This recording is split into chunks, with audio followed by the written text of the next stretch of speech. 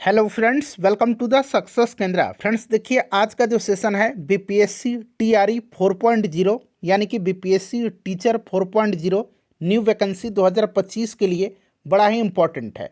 देखिए, आज इस सेशन में हम लोग BPSC TRE 1.0, BPSC TRE 2.0, BPSC TRE 3.0 और बीपीएससी टीआरई 3.0 री एग्ज़ाम में जितने भी इंडियन नेशनल मूवमेंट यानी कि भारतीय राष्ट्रीय आंदोलन के मॉडर्न हिस्ट्री के जितने भी प्रश्न पूछे गए हैं उन सभी प्रश्नों को आज हम लोग एक ही सेशन में डिस्कस करेंगे। बड़ा ही इम्पोर्टेंट सेशन रहने वाला है, इसको ध्यानपूर्वक पूरा देखिएगा। और इसी तरह का प्रश्न भी आपको बीपीएससी टीआरई 4.0 में भी देखने को मिलेंगे। चैनल को सब्सक्राइब करके बेल आइकन को दबा लीजिए ताकि आपको रेगुलर अपडेट्स मिलते रहें। और हाँ फ्रेंड्स, देखिए आपके एग्ज़ाम तक यानी कि बीपीएससी टीआरई 4.0 के एग्ज़ाम तक आपकी संपूर्ण तैयारी इस चैनल के माध्यम से कराई जाएगी। इसीलिए चैनल को सब्सक्राइब करके बेल आइकन को ज़रूर दबा लीजिएगा ताकि वीडियो के नोटिफिकेशन आपको मिलते रहें। चलिए शुरू करते हैं आज का सेशन। एक बार सभी लोग प्लीज़ पहले सेशन को लाइक कर दीजिए और जब इसको कंप्लीट देख लीजिएगा तो कम से कम इसको एक ग्रुप में फ्रेंड्स अवश्य ही शेयर कर दीजिएगा। तो चलिए अब हम लोग शुरू करते हैं आज का सेशन। तो फ्रेंड्स, जैसे मैंने आपको बताया है कि आज के इस सेशन में हम लोग बीपीएससी टीआरई 4.0 यानी कि बीपीएससी टीचर 4.0 न्यू वैकेंसी 2025 के लिए देखिए BPSC TRE 1.0, BPSC TRE 2.0, BPSC TRE 3.0 और बीपीएससी टीआरई 3.0 का जो री एग्ज़ाम हुआ था उसमें जितने भी मॉडर्न हिस्ट्री में इंडियन नेशनल मूवमेंट यानी कि भारतीय राष्ट्रीय आंदोलन से संबंधित जितने भी प्रश्न पूछे गए हैं उन सभी प्रश्नों को आज हम लोग एक ही सेशन में कवर करने वाले हैं। यहाँ पर देखिए, प्रत्येक प्रश्न के सामने या फिर प्रत्येक प्रश्न के नीचे आपको लिखा मिल जाएगा कि यह प्रश्न जो है बीपीएससी टीआरई के किस एग्ज़ाम में पूछा गया है। आप देख सकते हैं ये बीपीएससी टीआरई 3.0 री एग्ज़ाम 2024 का प्रश्न है। चलिए सब लोग प्रश्न पढ़िएगा। आज के सेशन का पहला प्रश्न है कि दिल्ली के लाल किले में आज़ाद हिंद फौज का प्रसिद्ध मुकदमा कब हुआ था। ये प्रश्न आपसे पूछा जा रहा है। अगर आप आंसर पहले से जानते हैं तो आंसर कमेंट करते चलिए, इससे आपका रिवीजन होते चलेगा। और साथ ही साथ जो भी मैं एक्सप्लेन करके आपको बताऊंगा उसको ध्यानपूर्वक आप ज़रूर सुनिएगा। इससे क्या होगा कि एक प्रश्न के साथ साथ आपके 2 से 3 प्रश्न जो हैं कवर होते चलेंगे। अब देखिए फ्रेंड्स, काफ़ी इंपॉर्टेंट क्वेश्चन है। दिल्ली के लाल किले में आज़ाद हिंद फौज का प्रसिद्ध मुकदमा, यहाँ से 2-3 प्रश्न जो है बीपीएससी पूछता है और प्रीवियस एग्जाम में भी यहाँ से प्रश्न बीपीएससी ने पूछा है। देखिए फ्रेंड्स, ध्यान दीजिएगा, आज़ाद हिंद फौज का प्रसिद्ध मुकदमा दिल्ली के लाल किले में नवंबर 1945 में शुरू हुआ था। राइट आंसर यहाँ पर 1945 हो जाएगा। और इस मुकदमे में भारतीय राष्ट्रीय सेना यानी कि आईएनए के अधिकारियों पर ब्रिटिश क्राउन के खिलाफ देशद्रोह का आरोप लगाया गया था। और इस मुकदमे को लाल किला ट्रायल के नाम से भी जाना जाता है। इस मुकदमे में शामिल जो प्रमुख लोग थे उनका भी नाम पूछा जाता है और पूछा जाता है कि इनमें से कौन दिल्ली के प्रसिद्ध लाल किले मुकदमे में शामिल थे या फिर नहीं थे। ठीक है ना, तो इनका नाम ध्यान रखिएगा, कर्नल प्रेम कुमार सहगल। ठीक है ना, colonel Prem Kumar Sahgal, colonel Gurbaksh Singh Dhillon, major general Shahnawaz Khan. आपको याद रखना है प्रेम कुमार सहगल का नाम, यहाँ मैं शॉर्ट में लिख देता हूँ प्रेम कुमार सहगल। ठीक है ना, उसके बाद देखिएगा अगला नाम याद रखिएगा गुरुबख्श सिंह ढिल्लों। ठीक है ना, यहाँ मैं लिख देता हूँ गुरुबख्श सिंह ढिल्लों। गुरुबख्श सिंह भी आप याद रख सकते हैं, केवल इतना से भी काम चल जाएगा।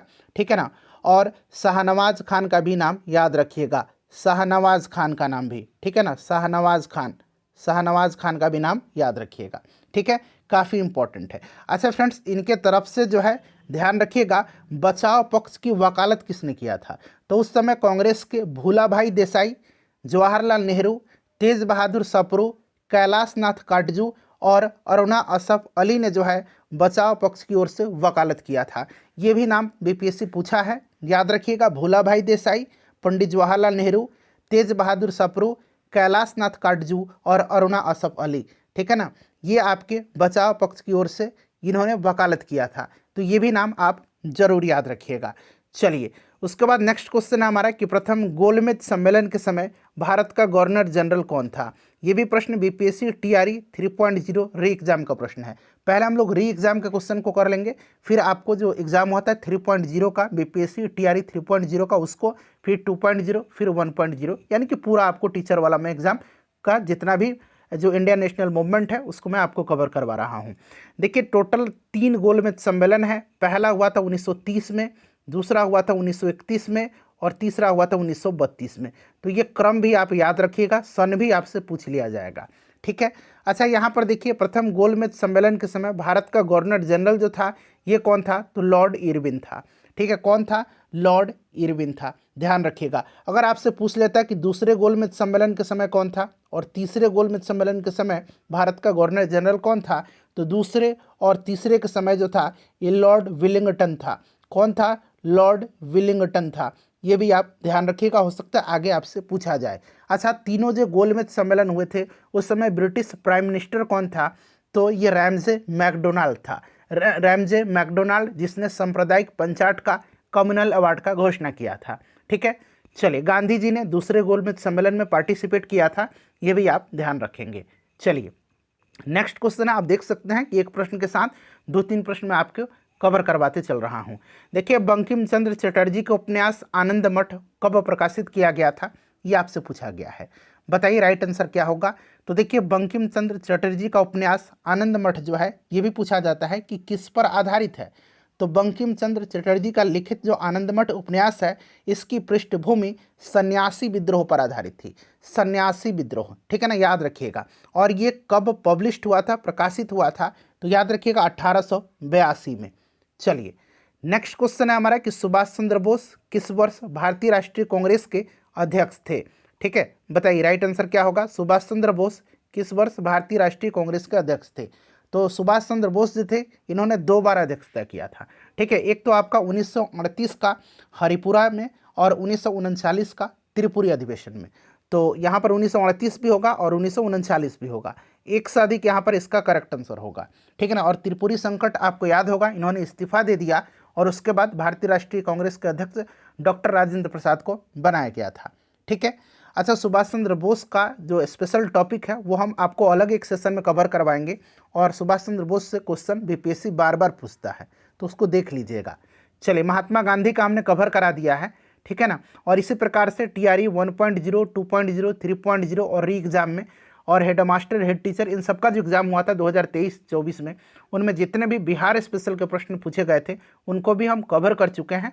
आप चाहें तो जा करके देख लीजिएगा, लिंक आपको डिस्क्रिप्शन बॉक्स में मिल जाएगा, या फिर मैं इनका प्लेलिस्ट भी बना दिया है हमने, जा करके चैनल पर प्लेलिस्ट ओपन करके सभी वीडियोज़ को देख लीजिएगा। अगला प्रश्न कि 1885 में भारतीय राष्ट्रीय कांग्रेस की स्थापना किसने किया था। देखिए, 1885 में भारतीय राष्ट्रीय कांग्रेस की स्थापना हुई थी और उस समय अगर आपसे पूछा जाए कि वायसराय कौन था, तो याद रखिएगा लॉर्ड डफरिन था, ठीक है ना, लॉर्ड डफरिन काफ़ी इंपॉर्टेंट है। अच्छा, इसकी स्थापना एओ ह्यूम ने किया था, ठीक है ना। तो ऑप्शन में एओ ह्यूम नहीं है, इसीलिए उपरोक्त में से कोई नहीं यहाँ पर करेक्ट आंसर होगा, ठीक है फ्रेंड्स। अच्छा, पहला अधिवेशन 1885 में हुआ था बम्बई में, जिसका अध्यक्षता WC बनर्जी ने किया था।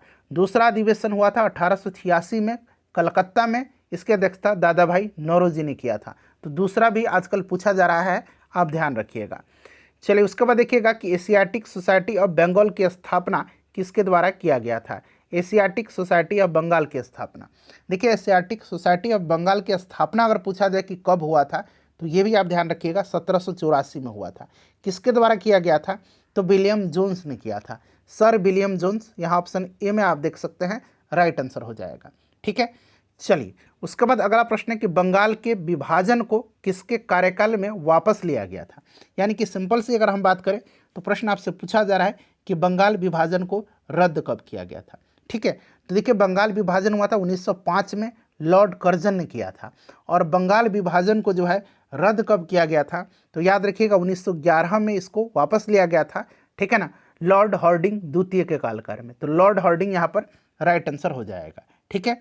चलिए, अगला प्रश्न है साइमन कमीशन की गठन की घोषणा कब की गई थी। अब यहाँ पर देखिए 4 ऑप्शन आपको दिख रहे हैं, उपरोक्त में से एक से अधिक, और 5वां ऑप्शन आपको पता है कि उपरोक्त में से कोई नहीं होता है, ठीक है।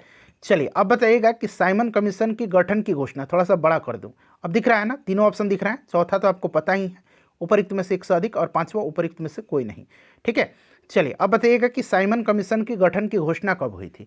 ध्यान दीजिए, साइमन कमीशन की गठन की घोषणा जो है ये हुआ था आपका कब, तो याद रखिएगा ये आपका 8 नवंबर 1927 को हुआ था। ऑप्शन में आपको 8 नवंबर तो दिख रहा है बट 1927 नहीं दिख रहा है, 8 नवंबर 1927 को। अब थोड़ा सा यहाँ पर ध्यान दीजिएगा, भारत सरकार अधिनियम 1919 के प्रावधानों के अनुसार शासन व्यवस्था की प्रगति का अध्ययन करने और नए कदमों को सुझाव देने के लिए, ठीक है ना, प्रधानमंत्री स्टैनली बाल्डविन, अगर प्रधानमंत्री का नाम पूछा जाए उस समय कौन था, तो स्टैनली बाल्डविन, यहाँ मैं लिख देता हूँ स्टैनली बाल्डविन, याद रखिएगा ये ब्रिटेन के प्रधानमंत्री थे।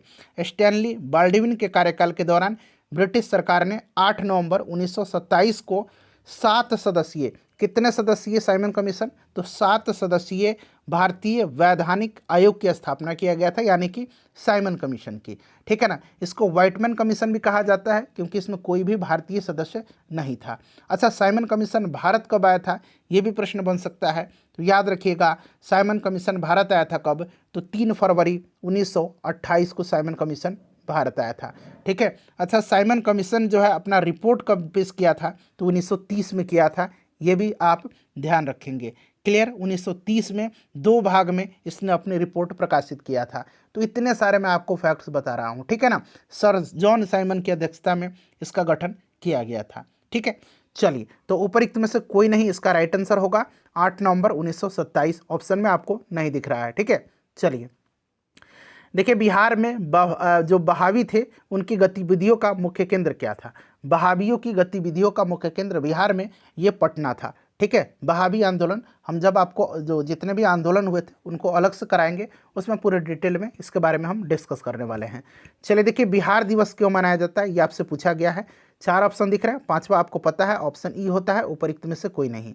तो बिहार दिवस क्यों मनाया जाता है, बिहार दिवस मनाया जाता है 22 मार्च के दिन, याद रखिएगा 22 मार्च के दिन। ठीक है, 22 मार्च के दिन, और इसी दिन जो है जल दिवस भी मनाया जाता है, 22 मार्च के दिन जल दिवस भी। ठीक है, तो दोनों याद रखिएगा। देखिए 22 मार्च को बंगाल प्रेसिडेंसी से अलग होने के उपलक्ष्य में। ठीक है, चलिए उसके बाद देखिएगा कि बिहार के किस वामपंथी नेता ने बिहार प्रांतीय किसान सभा को लोकप्रिय बनाया था, नाम बताइए। अब देखिए बिहार प्रांतीय किसान सभा की बात आई हुई है, इसका गठन पूछा जाता है, तो याद रखिएगा 1929 में इसका गठन किया था स्वामी सहजानंद सरस्वती ने, बट इसको लोकप्रिय बनाया था कुछ वामपंथी नेता थे, जैसे कि कार्यानंद शर्मा, ठीक है, यदुनंदन शर्मा, पंचानन शर्मा, राहुल सांकृत्यायन। ये 4 नाम आप जरूर ध्यान रखिएगा। एक तो नाम यहाँ पर कार्यानंद शर्मा मिल गया, दूसरा याद रखिएगा यदुनंदन शर्मा, चौथा तीसरा राहुल सांकृत्यायन। ठीक है ना, तो मैंने आपको 3-4 नाम बताए हैं, उनको आप याद रखिएगा। पंचानन शर्मा, ठीक है, अगला नाम ये भी ध्यान रखिएगा। चलिए देखिएगा केंद्रीय विधानसभा में हानि रहित बम किसने फेंके थे। हानि रहित केंद्रीय, दिल्ली की जो केंद्रीय विधानसभा थी उसमें बम फेंका था भगत सिंह और बटुकेश्वर दत्त ने, बट उससे भी ज़्यादा इम्पोर्टेंट है तारीख और सन। तो तारीख था 8 अप्रैल 1929 का, 8 अप्रैल 1929, ये आपको एग्जैक्ट याद रखना है। ठीक है ना, दिल्ली की केंद्रीय विधानसभा में इन्होंने बम फेंका था। ठीक है, तो यहाँ पर देखिए बटुकेश्वर दत्त दिया गया है। चलिए अगला प्रश्न है कि 1918 में अहमदाबाद के मिल मालिकों और मजदूरों के मध्य विवाद में किसने हस्तक्षेप किया था। बड़ा ही अच्छा क्वेश्चन है। अब यहाँ पर देख लीजिएगा, देखिए साल 1918 में अहमदाबाद के मिल मालिकों और मजदूरों के बीच विवाद में हस्तक्षेप जो किया था, ये किया था महात्मा गांधी जी ने। किसने, महात्मा गांधी जी ने। देखिए हुआ था क्या, 1918 में मार्च में अहमदाबाद के कपास के जो मिल मालिक थे और जो मजदूर थे उनके बीच प्लेग को बोनस जो था, प्लेग बोनस को लेकर के विवाद हुआ था। ठीक है ना, और मिल मालिक बोनस वापस लेना चाहते थे, बट मजदूर 50% वेतन वृद्धि की मांग कर रहे थे। ठीक है, हुआ था क्या, दरअसल उस समय आपका प्रथम विश्व युद्ध चल रहा था, तो युद्ध के समय मुद्रास्फीति के कारण खाद्यान्न, कपड़ा और अन्य जो जरूरी सामानें थी उनकी कीमत दोगुनी हो गई थी। ठीक है, मिल मालिक केवल 20% जो है वेतन वृद्धि देने के तैयार थे, बट हुआ था क्या, कि मजदूरों ने जो है न्याय की लड़ाई में मदद मांगी थी अनुसुईया साराभाई। ये नाम जरा आप याद रखिएगा, ठीक है ना, ये नाम जरा आप याद रखिएगा। इनका नाम है अनुसुईया, ठीक है ना, यहाँ मैं लिखता हूँ अनुसुईया साराभाई, अनुसुईया साराभाई, ठीक है ना। ये जो थी ये अंबालाल साराभाई की बहन थी, अंबालाल साराभाई की ये बहन थी। और अंबालाल साराभाई कौन थे? तो अंबालाल साराभाई जो थे ये मिल मालिक थे, अहमदाबाद मिल मालिक संघ के ये अध्यक्ष भी थे, ठीक है। और इन्हीं की बहन थी अनुसुईया साराभाई, जिनसे मजदूरों ने मदद मांगी। और अनुसुईया साराभाई ने महात्मा गांधी जी से मदद मांगी और गांधी जी ने मजदूरों के हितों में वकालत किया और गांधी जी ने मजदूरों को कहा था कि आप 35% वेतन वृद्धि की मांग करें, और ये फाइनली एक्सेप्ट भी 35% कर लिया गया, ठीक है ना। तो यहाँ पर आप ध्यान रखिएगा महात्मा गांधी, और जो मैंने आपको अनुसुईया साराभाई का नाम बताया था याद रखिएगा आप, ठीक है। और उस समय अहमदाबाद के जो मिल मालिक संघ के अध्यक्ष थे उनका भी नाम मैंने आपको बताया था अंबालाल साराभाई, उन्हीं के बहन थी अनुसुईया साराभाई। चलिए देखिए, बिहार में 1857 की क्रांति को किसने नेतृत्व दिया था? ये तो बीपीएससी का फेवरेट क्वेश्चन है। ये कौन थे? तो वीर कुंवर सिंह थे, ठीक है। चलिए नेक्स्ट क्वेश्चन कर लेंगे कि महात्मा गांधी के राजनीतिक गुरु कौन थे? महात्मा गांधी के राजनीतिक गुरु, ठीक है ना। तो राजनीतिक गुरु आपको पता है ये कौन थे? गोपाल कृष्ण गोखले थे, ठीक है। कौन थे? गोपाल कृष्ण गोखले थे। काफ़ी इंपॉर्टेंट क्वेश्चन है। चलिए अब हम लोग अगला प्रश्न कर लेंगे। देखिए अगला प्रश्न क्या पूछा गया है कि कांग्रेस सोशलिस्ट पार्टी का गठन कब हुआ था? देखिए चारों ऑप्शन देख लीजिए, ठीक है ना। तो आपको भी पता है कांग्रेस सोशलिस्ट पार्टी का गठन जो हुआ था यह आपका 1934 में हुआ था, ठीक है। याद रखिएगा 1934 में।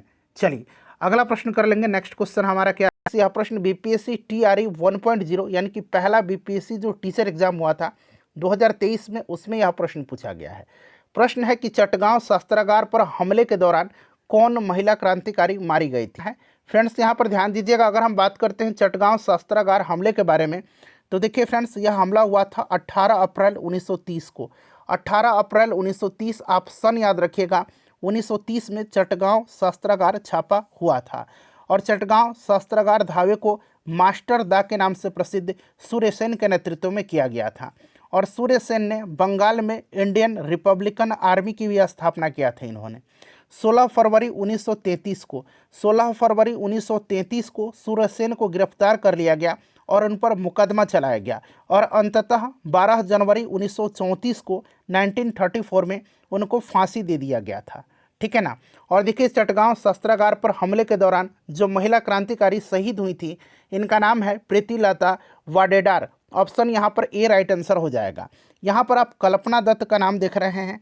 देखिए फ्रेंड्स ये भी जान लीजिए कल्पना दत्त को सूर्यसेन के साथ गिरफ्तार किया गया था और इन पर आजीवन कारावास की इनको सजा भी दिया गया था। तो आप ये भी साथ साथ ध्यान रख सकते हैं। सब कुछ मैं आपको डिटेल में बताते चलूँगा। चलिए अब अगला प्रश्न करेंगे कि इनमें से कौन क्रांतिकारी काकोरी ट्रेन कांड से संबंधित नहीं था? नहीं पूछा गया है। देखिए फ्रेंड्स अगर हम बात करते हैं काकोरी ट्रेन षड्यंत्र कांड की, तो यह घटना कब की है? तो यह कांड 9 अगस्त 1925 को हुई थी। 9 अगस्त 1925 को हुई थी, ठीक है। आप ध्यान से सुनिएगा। देखिए इस घटना को अंजाम दिया था हिंदुस्तान रिपब्लिकन एसोसिएशन नाम का जो क्रांतिकारी संगठन था उसी के सदस्यों ने। हिंदुस्तान रिपब्लिकन एसोसिएशन संस्था के द्वारा 9 अगस्त 1925 को उत्तर रेलवे के लखनऊ सहारनपुर संभाग के काकोरी नामक स्थान पर 8 down Saharanpur Lucknow passenger train पर डकैती डाल करके सरकारी खजाना लूट लिया गया था और यही घटना काकोरी कांड के नाम से प्रसिद्ध हुई थी। और देखिए फ्रेंड्स इसमें जो है काकोरी कांड में जो है ध्यान रखेंगे राम प्रसाद बिस्मिल, अशफाक उल्ला खान, रोशन सिंह और राजेंद्र लाहिड़ी को फांसी की सज़ा दी गई थी, ठीक है ना फ्रेंड्स। तो यहाँ पर आप देख सकते हैं इसमें से कौन संबंधित नहीं है, तो ये आपका प्रफुल्ल चाकी राइट आंसर हो जाएगा। खुदीराम बोस और प्रफुल्ल चाकी जो है ये मुजफ्फरपुर हत्याकांड जो 1908 में हुआ था उससे ये जुड़े हुए हैं, ठीक है ना फ्रेंड्स। तो ये सब पॉइंट आप फ्रेंड्स ध्यान रखिएगा। चलिए अगला प्रश्न कर लेंगे कि 1 नवंबर 1913 को गद्दर का पहला अंक किस भाषा में प्रकाशित हुआ था?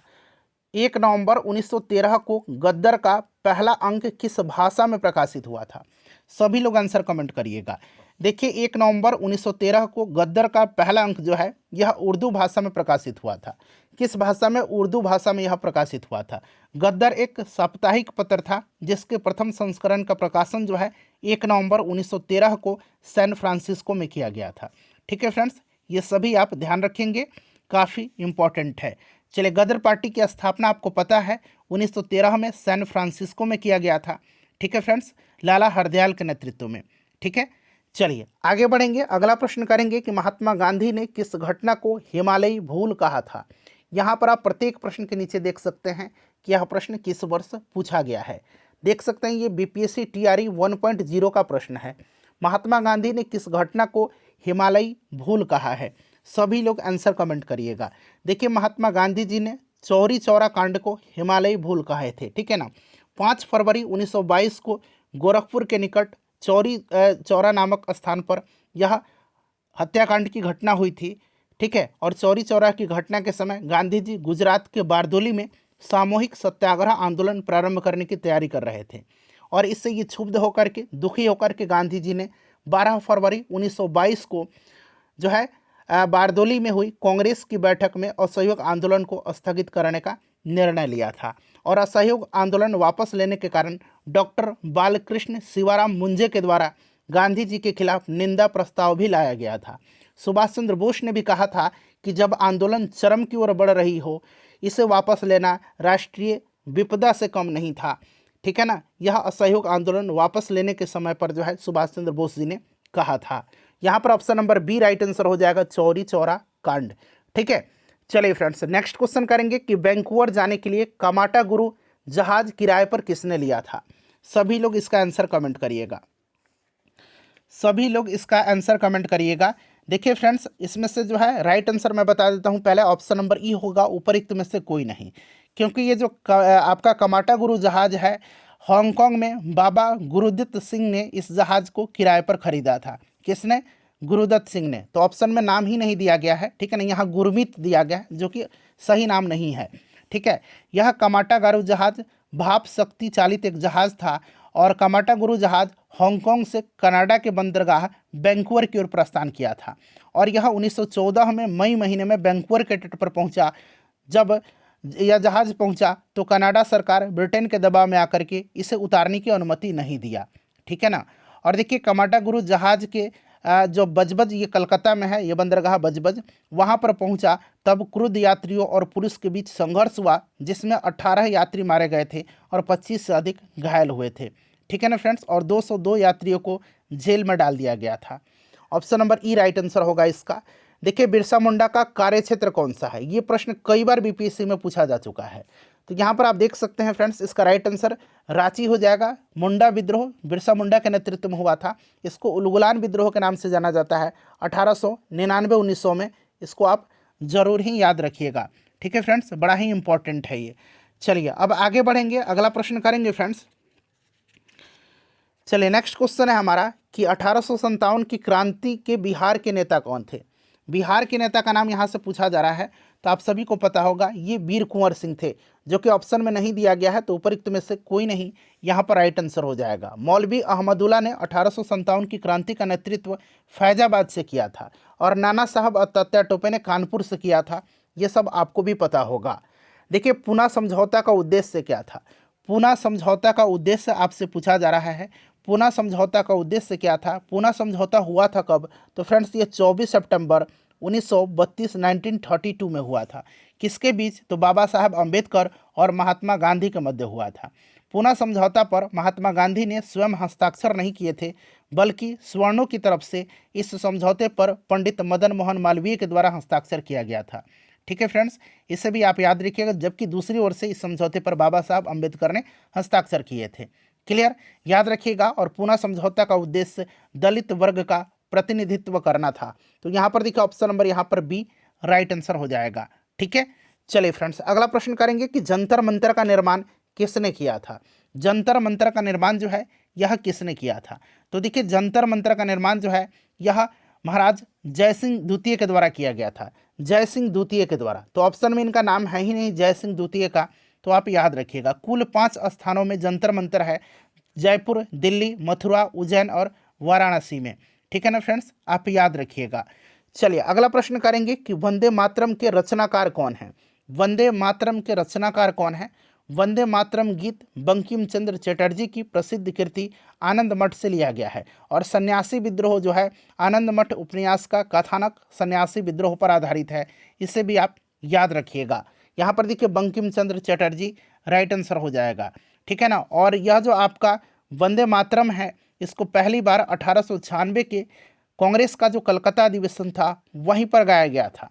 ठीक है ना, 1896 में, 1896 में। चलिए देखिए सर्वप्रथम भारतीय राष्ट्रीय कांग्रेस का विभाजन किस वर्ष हुआ था। भारतीय राष्ट्रीय कांग्रेस का विभाजन जो है यह किस वर्ष हुआ था। सभी लोग आंसर कमेंट करिएगा। भारतीय राष्ट्रीय कांग्रेस का विभाजन जो है यह किस वर्ष हुआ था। तो फ्रेंड्स आपको पता है कि स्वदेशी आंदोलन को चलाने के तरीकों के लेकर के भारतीय राष्ट्रीय कांग्रेस में फूट पड़ गई। गर्म दल और नरम दल में यह विभाजित हो गई थी। 1907 में सूरत अधिवेशन जो हुआ था वहीं पर। ठीक है, चलो उसके बाद देख लीजिए अगला प्रश्न है हमारा कि किस वर्ष मुजफ्फरपुर बम कांड हुआ था। मुजफ्फरपुर बम कांड जो है यह किस वर्ष हुआ था। तो फ्रेंड्स अभी थोड़ी देर पहले ही मैंने आपको बताया था मुजफ्फरपुर बम कांड के बारे में। ठीक है ना, क्या बताया था कि यह घटना 1908 की है। और ठीक है, इस घटना को अंजाम दिया था किसने, तो खुदीराम बोस और प्रफुल्ल चाकी ने दिया था। ठीक है फ्रेंड्स, किसने दिया था, खुदीराम बोस और प्रफुल्ल चाकी ने दिया था। देखिए फ्रेंड्स 30 अप्रैल 1908 की यह घटना है। मुजफ्फरपुर का जग जो किंग्सफोर्ड था उसी की हत्या का प्रयास किया गया। किसके द्वारा, तो प्रफुल्ल चाकी और खुदीराम बोस के द्वारा। लेकिन गलती से बम जो है यह कैनेडी की गाड़ी पर गिरा था, जिससे कैनेडी की पत्नी और बेटी की मृत्यु हो गई थी। खुदीराम बोस को 18 वर्ष की अवस्था में 11 अगस्त 1908 को फांसी दी गई थी। 11 अगस्त 1908 को। इस चीज़ को आप याद रखिएगा, बड़ा ही इंपॉर्टेंट है। ठीक है फ्रेंड्स, और खुदीराम बोस बंगाल के क्रांतिकारियों के युगांतर दल में सक्रिय सदस्य थे। इसे भी आप याद रखिएगा। ठीक है, 1908 राइट आंसर होगा। देखिए दांडी यात्रा में गांधी जी के साथ कितने स्वयंसेवियों ने प्रतिभाग किया। तो सबसे पहले देखिए यहाँ पर ध्यान दीजिएगा, दांडी यात्रा जो है ये स्टार्ट कहाँ से हुआ था। तो फ्रेंड्स ये साबरमती आश्रम से स्टार्ट किया था इन्होंने। कब किया था, तो 12 मार्च 1930 को। ये आप डेट याद रखिएगा, 12 मार्च 1930 को। ठीक है, फिर ये 6 अप्रैल को दांडी पहुँचते हैं, 6 अप्रैल 1930 को। वहाँ पर जो है सांकेतिक रूप से नमक बना करके नमक कानून को तोड़ा इन्होंने। और इसी के साथ जो है सविनय अवज्ञा आंदोलन स्टार्ट हो गया था। और इसमें जो है 78 स्वयंसेवियों ने हिस्सा लिया था। तो 78 यहाँ पर राइट आंसर हो जाएगा। और देखिए तमिलनाडु के तंजौर में, याद रखिएगा प्रश्न बीपीएससी ये भी पूछता है। तमिलनाडु के तंजौर में समुद्र तट पर चक्रवर्ती राजगोपालाचारी ने त्रिचनापल्ली में से वेदारण्यम, ठीक है, त्रिचनापल्ली से, यहाँ मैं लिखता हूँ त्रिचनापल्ली से वेदारण्यम, ठीक है, त्रिचनापल्ली से वेदारण्यम तक जो है नमक यात्रा आरंभ किया था। किसने, तो फ्रेंड्स सी राजगोपालाचारी ने। इसे भी आप ध्यान रखिएगा। चलिए उसके बाद देखिए फैजाबाद अयोध्या में 1857 के विद्रोह का नेतृत्व किसने किया था। फैजाबाद में आपसे पूछा जा रहा है, सभी लोग आंसर कमेंट करिएगा। फैजाबाद में किसने किया था बताइए। तो फ्रेंड्स ये किया था किसने, मौलवी अहमदुल्ला ने किया था। किसने किया था, मौलवी अहमदुल्ला ने किया था। अभी मैंने आपको बताया था मौलवी अहमदुल्ला ने किया था। ठीक है फ्रेंड्स याद रखिएगा। अच्छा, खान बहादुर खान ने बरेली से किया था और लियाकत अली ने जो है इलाहाबाद बनारस से किया था। ठीक है, चलो उसके बाद देखिएगा कि भारतीय राष्ट्रीय कांग्रेस की स्थापना के समय भारत का वायसराय कौन था। भारत का वायसराय उस समय कौन था, 1885 की बात है। 1885 में एलन ऑक्टेवियन ह्यूम के द्वारा, एओ ह्यूम के द्वारा भारतीय राष्ट्रीय कांग्रेस की स्थापना किया गया था। और उस समय वायसराय लॉर्ड डफरिन था। कौन था, लॉर्ड डफरिन था। ठीक है फ्रेंड्स याद रखिएगा, बड़ा ही इंपॉर्टेंट है। और ये जो भारतीय राष्ट्रीय कांग्रेस का आपका पहला अधिवेशन होना था यह पुणे में आयोजित किया जाना था। लेकिन उस समय पुणे में जो है वहाँ पर प्लेग फैल जाने के कारण बम्बई में इसको स्थानांतरित कर दिया गया था। ठीक है, और 1885 में बम्बई के गोकुलदास तेजपाल संस्कृत कॉलेज में पहला अधिवेशन हुआ 28 दिसंबर 1885 को। और इसमें जो है टोटल 72 प्रतिनिधियों ने भाग लिया था। और इस अधिवेशन की अध्यक्षता WC बनर्जी ने, यानी कि व्योमेश चंद्र बनर्जी ने किया था। और इसके महासचिव जो थे ये एओ ह्यूम थे। ये सब आप याद रखेंगे। चलिए गदर पार्टी की स्थापना किस स्थान पर हुई थी। तो अभी मैंने आपको बताया था गदर पार्टी की स्थापना जो है यह 1913 में हुई थी, लाला हरदयाल के नेतृत्व में, सैन फ्रांसिस्को में। ठीक है फ्रेंड्स, और इस पार्टी का मुख्य कार्यालय सैन फ्रांसिस्को में ही था। इससे आप जरूर ही याद रखिएगा। ठीक है, तो यहाँ पर राइट आंसर आपका सैन फ्रांसिस्को, कभी कभी यूएसए दे देगा ऑप्शन में। नेक्स्ट क्वेश्चन है, सुभाष चंद्र बोस ने किस स्थान से दिल्ली चलो का अपना प्रसिद्ध उद्घोष किया था? दिल्ली चलो का बताइए, सुभाष चंद्र बोस ने किस स्थान से दिल्ली चलो का अपना प्रसिद्ध उद्घोष किया था? तो इन्होंने किया था कहाँ से? तो 1943 सन याद रखिएगा, 1943 में सिंगापुर के टाउन हॉल के सामने से। ठीक है, तो यहाँ पर सिंगापुर राइट आंसर हो जाएगा। दिल्ली चलो का नारा इन्होंने ही दिया था। ठीक है फ्रेंड्स, याद रखिएगा। चलिए उसके बाद नेक्स्ट क्वेश्चन कर लेंगे। अगला प्रश्न हमारा, और फॉरवर्ड ब्लॉक की भी स्थापना किया था, आगे आपको प्रश्न मिलेगा। भारतीय राष्ट्रीय आंदोलन, बीपीएससी, टीआरई लगातार प्रश्न यहाँ से फ्रिक्वेंटली पूछता है। चलिए किस कांग्रेस सत्र में असहयोग आंदोलन का संकल्प लिया गया था? असहयोग आंदोलन का संकल्प लिया गया था, तो फ्रेंड्स यह लिया गया था 1920 में कांग्रेस के नागपुर अधिवेशन में। ठीक है ना, नागपुर सत्र यहाँ पर option number A right answer हो जाएगा। और देखिए नागपुर सत्र जो हुआ था आपका दिसंबर 1920 में, इसकी अध्यक्षता सीबी राघवाचारी ने किया था। ठीक है ना फ्रेंड्स, और इसी अधिवेशन में असहयोग आंदोलन का अंतिम रूप से अनुमोदन किया गया था। वैसे सितंबर 1920 में कांग्रेस का एक विशेष अधिवेशन कलकत्ता में हुआ था। ठीक है, और उसमें असहयोग आंदोलन का प्रस्ताव जो है पारित हुआ था, और उसकी अध्यक्षता लाला लाजपत राय ने किया था। ये सब आप याद रख सकते हैं फ्रेंड्स। चलिए उसके बाद देखिए, भारतीय राष्ट्रीय कांग्रेस के किस सत्र की महात्मा गांधी जी ने अध्यक्षता किया था? महात्मा गांधी जी ने भारतीय राष्ट्रीय कांग्रेस की किस सत्र की अध्यक्षता किया था? तो इन्होंने केवल एक बार, मात्र एक बार इन्होंने भारतीय राष्ट्रीय कांग्रेस के किसी सत्र की भी अध्यक्षता किया है, और ये आपका 1924 का बेलगाम अधिवेशन है। ठीक है, नेक्स्ट क्वेश्चन है कि गांधी जी की प्रसिद्ध दांडी यात्रा को कौन सा आंदोलन कहा जाता है? दांडी यात्रा के बारे में अभी थोड़ी देर पहले मैंने आपको सब कुछ डिटेल में बताया है। 12 मार्च 1930 को यह साबरमती से इन्होंने स्टार्ट किया था। ठीक है फ्रेंड्स, और इसको दांडी यात्रा को नमक सत्याग्रह आंदोलन के नाम से जाना जाता है। तो यहाँ पर option number A right answer इसका हो जाएगा। ठीक है, चलो उसके बाद नेक्स्ट क्वेश्चन है हमारा, अगला प्रश्न पढ़िएगा कि 1857 की क्रांति में किसने जगदीशपुर में विद्रोह का नेतृत्व किया था? तो जगदीशपुर में बिहार में ये आपके वीर कुंवर सिंह थे। ठीक है, वीर कुंवर सिंह राइट आंसर हो जाएगा। बेगम हजरत महल ने लखनऊ से किया था। ठीक है ना फ्रेंड्स, चलिए उसके बाद नेक्स्ट क्वेश्चन है कि किसने फॉरवर्ड ब्लॉक की स्थापना किया था? फॉरवर्ड ब्लॉक की स्थापना जो है किसने किया था बताएंगे? फॉरवर्ड ब्लॉक की स्थापना 1939 में जो है सुभाष चंद्र बोस ने किया था। ठीक है ना, सुभाष चंद्र बोस जी ने किया था। और 1938 में हरिपुरा कांग्रेस का जो वार्षिक अधिवेशन हुआ था, और 1939 में त्रिपुरी में, दोनों अधिवेशनों की अध्यक्षता इन्होंने किया था।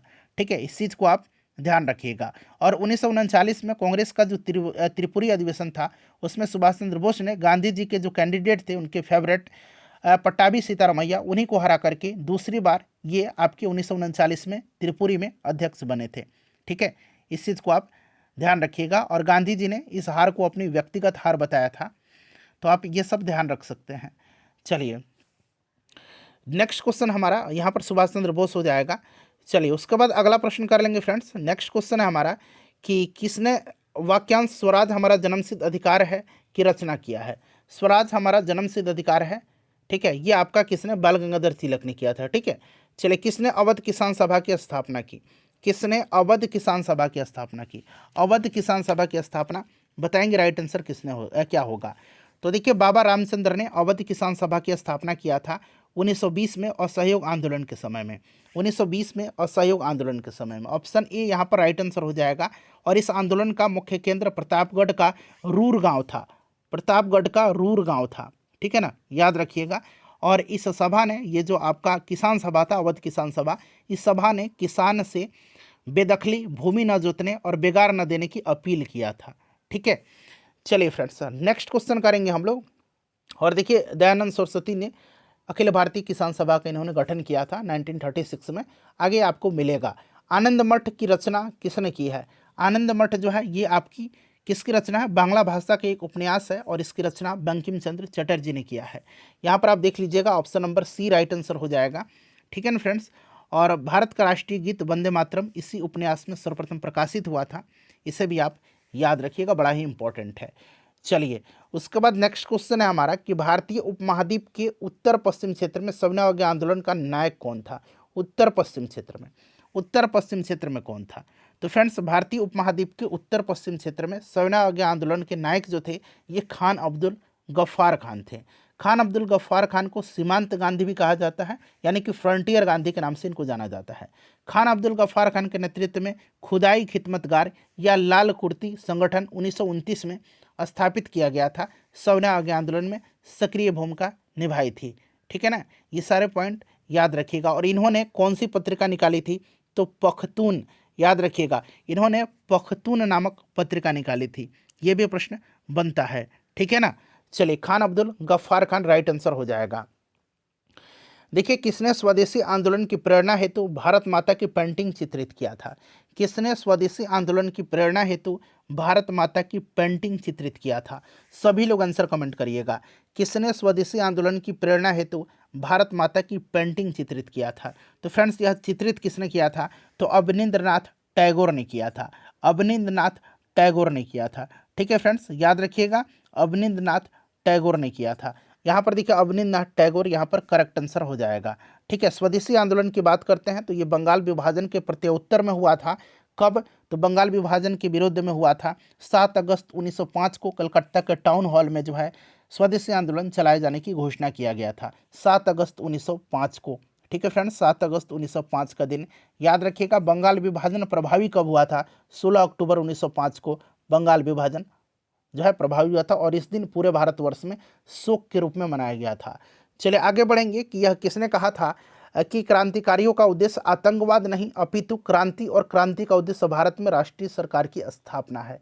यह स्टेटमेंट किसका है? सभी लोग आंसर कमेंट करिएगा। यह स्टेटमेंट किसका है? यह स्टेटमेंट जो है फ्रेंड्स, यह सुभाष चंद्र बोस जी का है। सुभाष चंद्र बोस, यहाँ पर option number B right answer हो जाएगा। सुभाष चंद्र बोस ने कहा था कि क्रांतिकारियों का उद्देश्य आतंकवाद नहीं अपितु क्रांति, और क्रांति का उद्देश्य भारत में राष्ट्रीय सरकार की स्थापना करना है। ठीक है फ्रेंड्स, चलिए नेक्स्ट क्वेश्चन कर लेंगे कि 1920 ईस्वी के असहयोग आंदोलन के दौरान कांग्रेस के विधान परिषदों के बहिष्कार का सिद्धांत का कौन प्रबल विरोधी था? तो इसके विरोधी कौन थे, ये आपसे पूछा जा रहा है। बताइए राइट आंसर। तो चित्तरंजन दास और मोतीलाल नेहरू 1920 ईस्वी के असहयोग आंदोलन के दौरान कांग्रेस के विधान परिषदों के बहिष्कार के सिद्धांत के प्रबल विरोधी थे। तो इस प्रकार से देखें तो 100 अधिक यहाँ पर राइट आंसर इसका हो जाएगा, मोतीलाल नेहरू, चित्तरंजन दास। ठीक है ना फ्रेंड्स, याद रखिएगा। चलिए उसके बाद नेक्स्ट क्वेश्चन कर लेंगे हम लोग कि पटना महिला महाविद्यालय कब स्थापित हुआ था? पटना महिला महाविद्यालय जो है यह स्थापित कब हुआ था? सभी लोग इसका आंसर कमेंट करिएगा। पटना महिला महाविद्यालय स्थापित कब हुआ था? तो फ्रेंड्स, यह स्थापित हुआ था 1940 में। कब स्थापित हुआ था फ्रेंड्स? तो यह स्थापित हुआ था 1940 में। कब? 1940 में, इसको आप याद रखिएगा। 1940 यहाँ पर राइट आंसर हो जाएगा। ठीक है ना, 1940 में यह स्थापित हुआ था। क्लियर, 1940 में हुआ था। 1940 यहाँ पर राइट आंसर हो जाएगा। ठीक है फ्रेंड्स, चलिए उसके बाद नेक्स्ट क्वेश्चन है हमारा कि 1917 में चंपारण आने का निमंत्रण महात्मा गांधी को किसने दिया था? चंपारण आने का निमंत्रण दिया था राजकुमार शुक्ल जी ने। किसने दिया था फ्रेंड्स? राजकुमार शुक्ल ने दिया था। आपको भी याद होगा 1916 में जो आपका लखनऊ में भारतीय राष्ट्रीय कांग्रेस का अधिवेशन हुआ था, वहीं पर ये गांधी जी से मिले थे राजकुमार शुक्ल, और इन्होंने गांधी जी के ध्यान जो है यहाँ पर नील कृषकों की दयनीय दुर्दशा की तरफ आकृष्ट किया था और उनको चंपारण आने का निमंत्रण दिया था। चलिए 1917 में चंपारण सत्याग्रह के दौरान भारत में गांधी जी के जीवन पर पहले यहाँ पर देखिए हमला का प्रयास पूछ सकते हैं। ठीक है ना, ये ज्ञात प्रयास के पीछे कौन था? इन पर जो है एक षड्यंत्र हुआ था, इसके बारे में मैं आपको बताता हूँ। देखिए फ्रेंड्स, चंपारण के स्वतंत्रता सेनानी पुस्तक के वृत्तांत के अनुसार इस यात्रा के अंत में गांधी जी को मोतिहारी में एक नील कारखाने के ब्रिटिश प्रबंधक इरविन ने रात्रि भोज के लिए आमंत्रित किया था, और गांधी जी के हस्तक्षेप और शोषणकारी तिनकटिया व्यवस्था के सफल उन्मूलन से क्रोधित होकर के अंग्रेज ने गांधी जी की हत्या की योजना बनाई थी, और इनको भोजन में जहर देकर मारने का प्रयास किया गया था। लेकिन जो बतक मियाँ थे, प्रश्न पूछा भी गया था कि चंपारण सत्याग्रह के दौरान गांधी जी की जान किसने बचाई थी? तो बतक मियाँ उस समय अंग्रेजों के रसोइया थे। इन्होंने ही ये पूरा जो षड्यंत्र था उसको विफल किया था और गांधी जी की जान बचाई थी। किसने? तो बतक मियाँ का नाम याद रखिएगा। ठीक है ना। चलिए फ्रेंड्स, अगला प्रश्न है कि वह महिला स्वतंत्रता सेनानी कौन थी जो स्वतंत्रता आंदोलन की वयोवृद्ध महिला के रूप में विख्यात थी?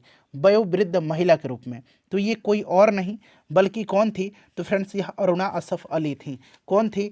तो यह अरुणा असफ अली थी। इनको ग्रैंड ओल्ड लेडी स्वतंत्रता आंदोलन की कहा जाता है, और यह एक मशहूर महिला स्वतंत्रता सेनानी थी, ठीक है, और एक भारतीय शिक्षिका भी थी, राजनीतिक कार्यकर्ता और प्रकाशक भी थी, और स्वतंत्रता आंदोलन के रूप में इनको एक और चीज़ के लिए याद किया जाता है कि भारतीय स्वतंत्रता आंदोलन में इन्होंने जो है 1942 में भारत छोड़ो आंदोलन के दौरान बॉम्बे के ग्वालियर टैंक मैदान में भारतीय राष्ट्रीय ध्वज फहराया था, जिसके लिए इनको व्यापक रूप से याद किया जाता है। अरुणा असफ अली राइट आंसर होगा। देखिए किस स्थान पर बाल गंगाधर तिलक ने होम रूल लीग की स्थापना 1916 में किया था। तो बाल गंगाधर तिलक ने जो है कहाँ पर किया था फ्रेंड्स, तो इन्होंने किया था पुणे में, ठीक है ना, बेलगांव पूना में पड़ता है, ठीक है ना, तो यहाँ पर पूना में किया था, इस चीज़ को आप याद रखिएगा। चलिए, और एनी बेसेंट ने किया था मद्रास में, ठीक है। चलिए नेक्स्ट क्वेश्चन है हमारा कि हुंकार हिंदी साप्ताहिक पत्रिका के प्रकाशन से कौन संबंधित है। हुंकार जो है, हुंकार क्या है, तो हुंकार जो है एक क्या था फ्रेंड्स, तो हुंकार जो था यह एक आपका किसान आंदोलन की पत्रिका थी, ठीक है ना। और देखिए फ्रेंड्स, इसमें स्वामी सहजानंद सरस्वती ने इसका जो है पत्रिका का प्रकाशन किया था, लेकिन इनके साथ यमुना कारजी और राहुल सांकृत्यायन भी थे। तो इस प्रकार से इसका आंसर ऑप्शन 4 होगा, एक से अधिक, ठीक है ना, इस चीज़ को आप याद रखिएगा। चलिए फ्रेंड्स, अगला प्रश्न करेंगे कि किस अंग्रेज सैन्य अधिकारी ने झांसी की रानी को यह कहते हुए श्रद्धांजलि दी थी कि यहाँ वह औरत सोई हुई है जो विद्रोहियों में एकमात्र मर्द थी। यह स्टेटमेंट किसका है, बताइए। तो फ्रेंड्स, यह स्टेटमेंट जो है यह आपका जनरल सर ह्यूरोज का था, ब्रिटिश जनरल था सर ह्यूरोज, इसी का है, ठीक है ना। ह्यूरोज जो था यह झांसी की रानी के खिलाफ लड़ा था 1857 की क्रांति में, ठीक है, इस चीज़ को आप याद रखिएगा। नेक्स्ट क्वेश्चन हमारा कि 1918 के किस महीने में चंपारण कृषि कानून यानी कि चंपारण एग्रेरियन एक्ट यूरोपीय नील बागान के स्वामी के विरुद्ध पारित हुआ था। फ्रेंड्स, यह पारित कब हुआ था, चंपारण एग्रेरियन एक्ट। अच्छा, एक कमेटी भी बनी थी, चंपारण एग्रेरियन कमेटी, ठीक है ना। उस समय जो आपका बिहार का उपराज्यपाल था एडवर्ड गेट, उसी ने इसका गठन किया था। गांधी जी भी चंपारण एग्रेरियन कमेटी के मेंबर थे, इसे भी आप याद रखिए था। लेकिन यहाँ चंपारण एग्रेरियन एक्ट पूछा गया है, न कि कमेटी पूछा जा रहा है। तो एक्ट यह पारित हुआ था कब, तो फ्रेंड्स यह 4 मार्च 1918 को पारित हुआ था। यह पारित कब हुआ था, तो फ्रेंड्स यह 4 मार्च 1918 को पारित हुआ था। तो यहाँ पर देखिए मार्च महीने में यह पारित हुआ था, तो मार्च तो ऑप्शन में है ही नहीं, इसीलिए इसका आंसर जो होगा उपयुक्त में से कोई नहीं होगा। ऑप्शन 5 यहाँ पर राइट आंसर हो जाएगा, ठीक है। चलिए अगला प्रश्न है कि निम्नलिखित कथनों में से कौन सा जो है इसमें से सही दिया गया है, कौन सा इसमें से जो है सही दिया गया है। चलिए सभी लोग इसका आंसर कमेंट करिएगा। यहाँ पर देखिएगा कि सुभाष चंद्र बोस ने द इंडियन स्ट्रगल का लेखन किया है, बिल्कुल यहाँ पर ये आपका सही है। A bunch of old letters का लेखन राजेंद्र प्रसाद ने किया है, जी नहीं, a bunch of old letters का लेखन पंडित जवाहरलाल नेहरू ने किया है, ठीक है ना। व्यक्तिगत सत्याग्रह के ब्रह्मदत्त दूसरे सत्याग्रही थे, जी नहीं, ब्रह्मदत्त जो थे ये तीसरे सत्याग्रही थे, दूसरे नहीं थे। पहले सत्याग्रही विनोबा भावे थे, दूसरे सत्याग्रही पंडित जवाहरलाल नेहरू थे, और ब्रह्मदत्त तीसरे सत्याग्रही थे। तो ये भी गलत हो गया, सही पूछा गया है, तो ऑप्शन 1 यहाँ पर राइट आंसर होगा।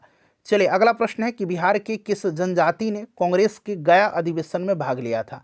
अच्छा, ये कांग्रेस का जो गया अधिवेशन हुआ था बिहार में, यह बिहार में दूसरा अधिवेशन था, और इसकी अध्यक्षता चित्तरंजन दास ने किया था।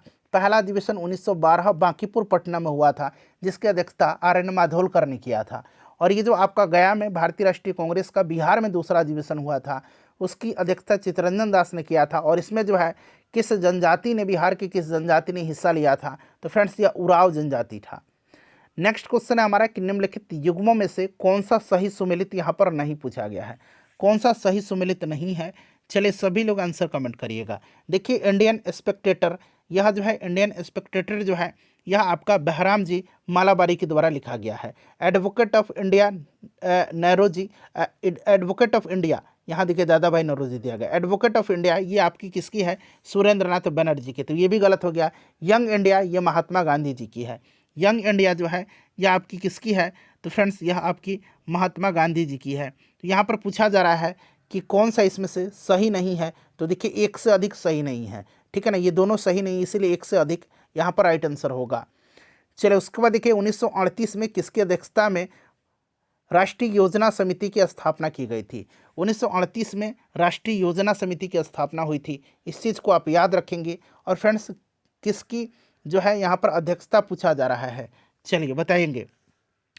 तो देखिए फ्रेंड्स, राष्ट्रीय योजना समिति की स्थापना जो है 1938 में सुभाष चंद्र बोस के द्वारा की गई थी। चूंकि ये इस समय भारतीय राष्ट्रीय कांग्रेस के अध्यक्ष भी थे सुभाष चंद्र बोस। और देखिए फ्रेंड्स, समिति की अध्यक्षता प्रयागराज से जवाहरलाल नेहरू ने किया था, और जवाहरलाल नेहरू की अध्यक्षता में जो है इसकी स्थापना भी किया गया था। इस चीज़ को आप याद रखिएगा, ठीक है। चलिए नेक्स्ट क्वेश्चन है हमारा कि किस आंदोलन के प्रभाव में आकर के बिहार के लोगों ने चौकीदारी कर देने से इनकार कर दिया था। चौकीदारी कर देने से इनकार कर दिया था। सभी लोग बताएंगे आंसर। चौकीदारी कर बंदी आंदोलन सर्वप्रथम बेतिया पश्चिम चंपारण में चलाया गया था। इस चीज़ को आप याद रखिएगा। और यह सविनय अवज्ञा आंदोलन यहाँ पर राइट आंसर हो जाएगा। सविनय अवज्ञा आंदोलन यहाँ पर राइट आंसर हो जाएगा। सविनय अवज्ञा आंदोलन करेक्ट आंसर हो जाएगा। बिहार स्पेशल वाला वीडियो आप जरूर देख लीजिएगा, बिहार वाला देख लीजिएगा, तो आपका एक भी प्रश्न बिहार से रिलेटेड नहीं छूटेगा बीपीएससी टीआरई 3.0 में, ठीक है ना। चलिए फ्रेंड्स, अगला प्रश्न है कि पूना पैक्ट का उद्देश्य क्या था। देखिए ये प्रश्न 2 बार पूछा गया है। पूना पैक्ट के बारे में मैंने आपको सब कुछ डिटेल में बताया था कि पूना पैक्ट हुआ था 24 सितंबर 1932 को, ठीक है ना। 24 सितंबर 1932 को हुआ था। और देखिए ये हुआ था किसके बीच, तो बाबा साहब अम्बेडकर और महात्मा गांधी जी के बीच में, ठीक है। और यहाँ पर इसका राइट आंसर मैं बता देता हूँ, दलित वर्ग का राजनीतिक प्रतिनिधित्व यहाँ पर करेक्ट आंसर हो जाएगा, क्योंकि सब कुछ मैंने आपको डिटेल में बताया हुआ है, ठीक है। चलिए देखिए, प्रथम अखिल भारतीय कांग्रेस समाजवादी सम्मेलन कहाँ हुआ था। पहला अखिल भारतीय कांग्रेस समाजवादी सम्मेलन कहाँ पर हुआ था। तो फ्रेंड्स देखिए ये हुआ था 1934 में। कहाँ पर, तो फ्रेंड्स ये पटना में हुआ था। इसकी अध्यक्षता किसने किया था, तो आचार्य नरेंद्र देव ने किया था। और इसके सचिव कौन थे, तो जयप्रकाश नारायण थे, ठीक है ना। इस चीज़ को आप याद रखिएगा। चलिए उसके बाद नेक्स्ट क्वेश्चन है हमारा कि सुभाष चंद्र बोस भारतीय राष्ट्रीय कांग्रेस के त्रिपुरी अधिवेशन में किसको हरा करके अध्यक्ष बने थे। त्रिपुरी अधिवेशन में, त्रिपुरी अधिवेशन की बात करते हैं तो अभी मैंने आपको बताया था कि 1939 में ये महात्मा गांधी जी के फेवरेट कैंडिडेट पट्टाभी सीतारामैया को हरा करके बने थे। और इस पर जो है गांधी जी ने कहा भी था कि यह मेरी व्यक्तिगत हार है, ठीक है। और 1938 में हरिपुरा में हुआ था भारतीय राष्ट्रीय कांग्रेस का अधिवेशन। इसकी अध्यक्षता सुभाष चंद्र बोस ने ही किया था। चलो उसके बाद देखिएगा कि भीमराव अंबेडकर के विषय में निम्नलिखित में से क्या सत्य है। क्या इसमें से सत्य दिया गया है। देखिए उन्होंने बहिष्कृत हितकारिणी सभा की स्थापना किया था, ठीक है ना।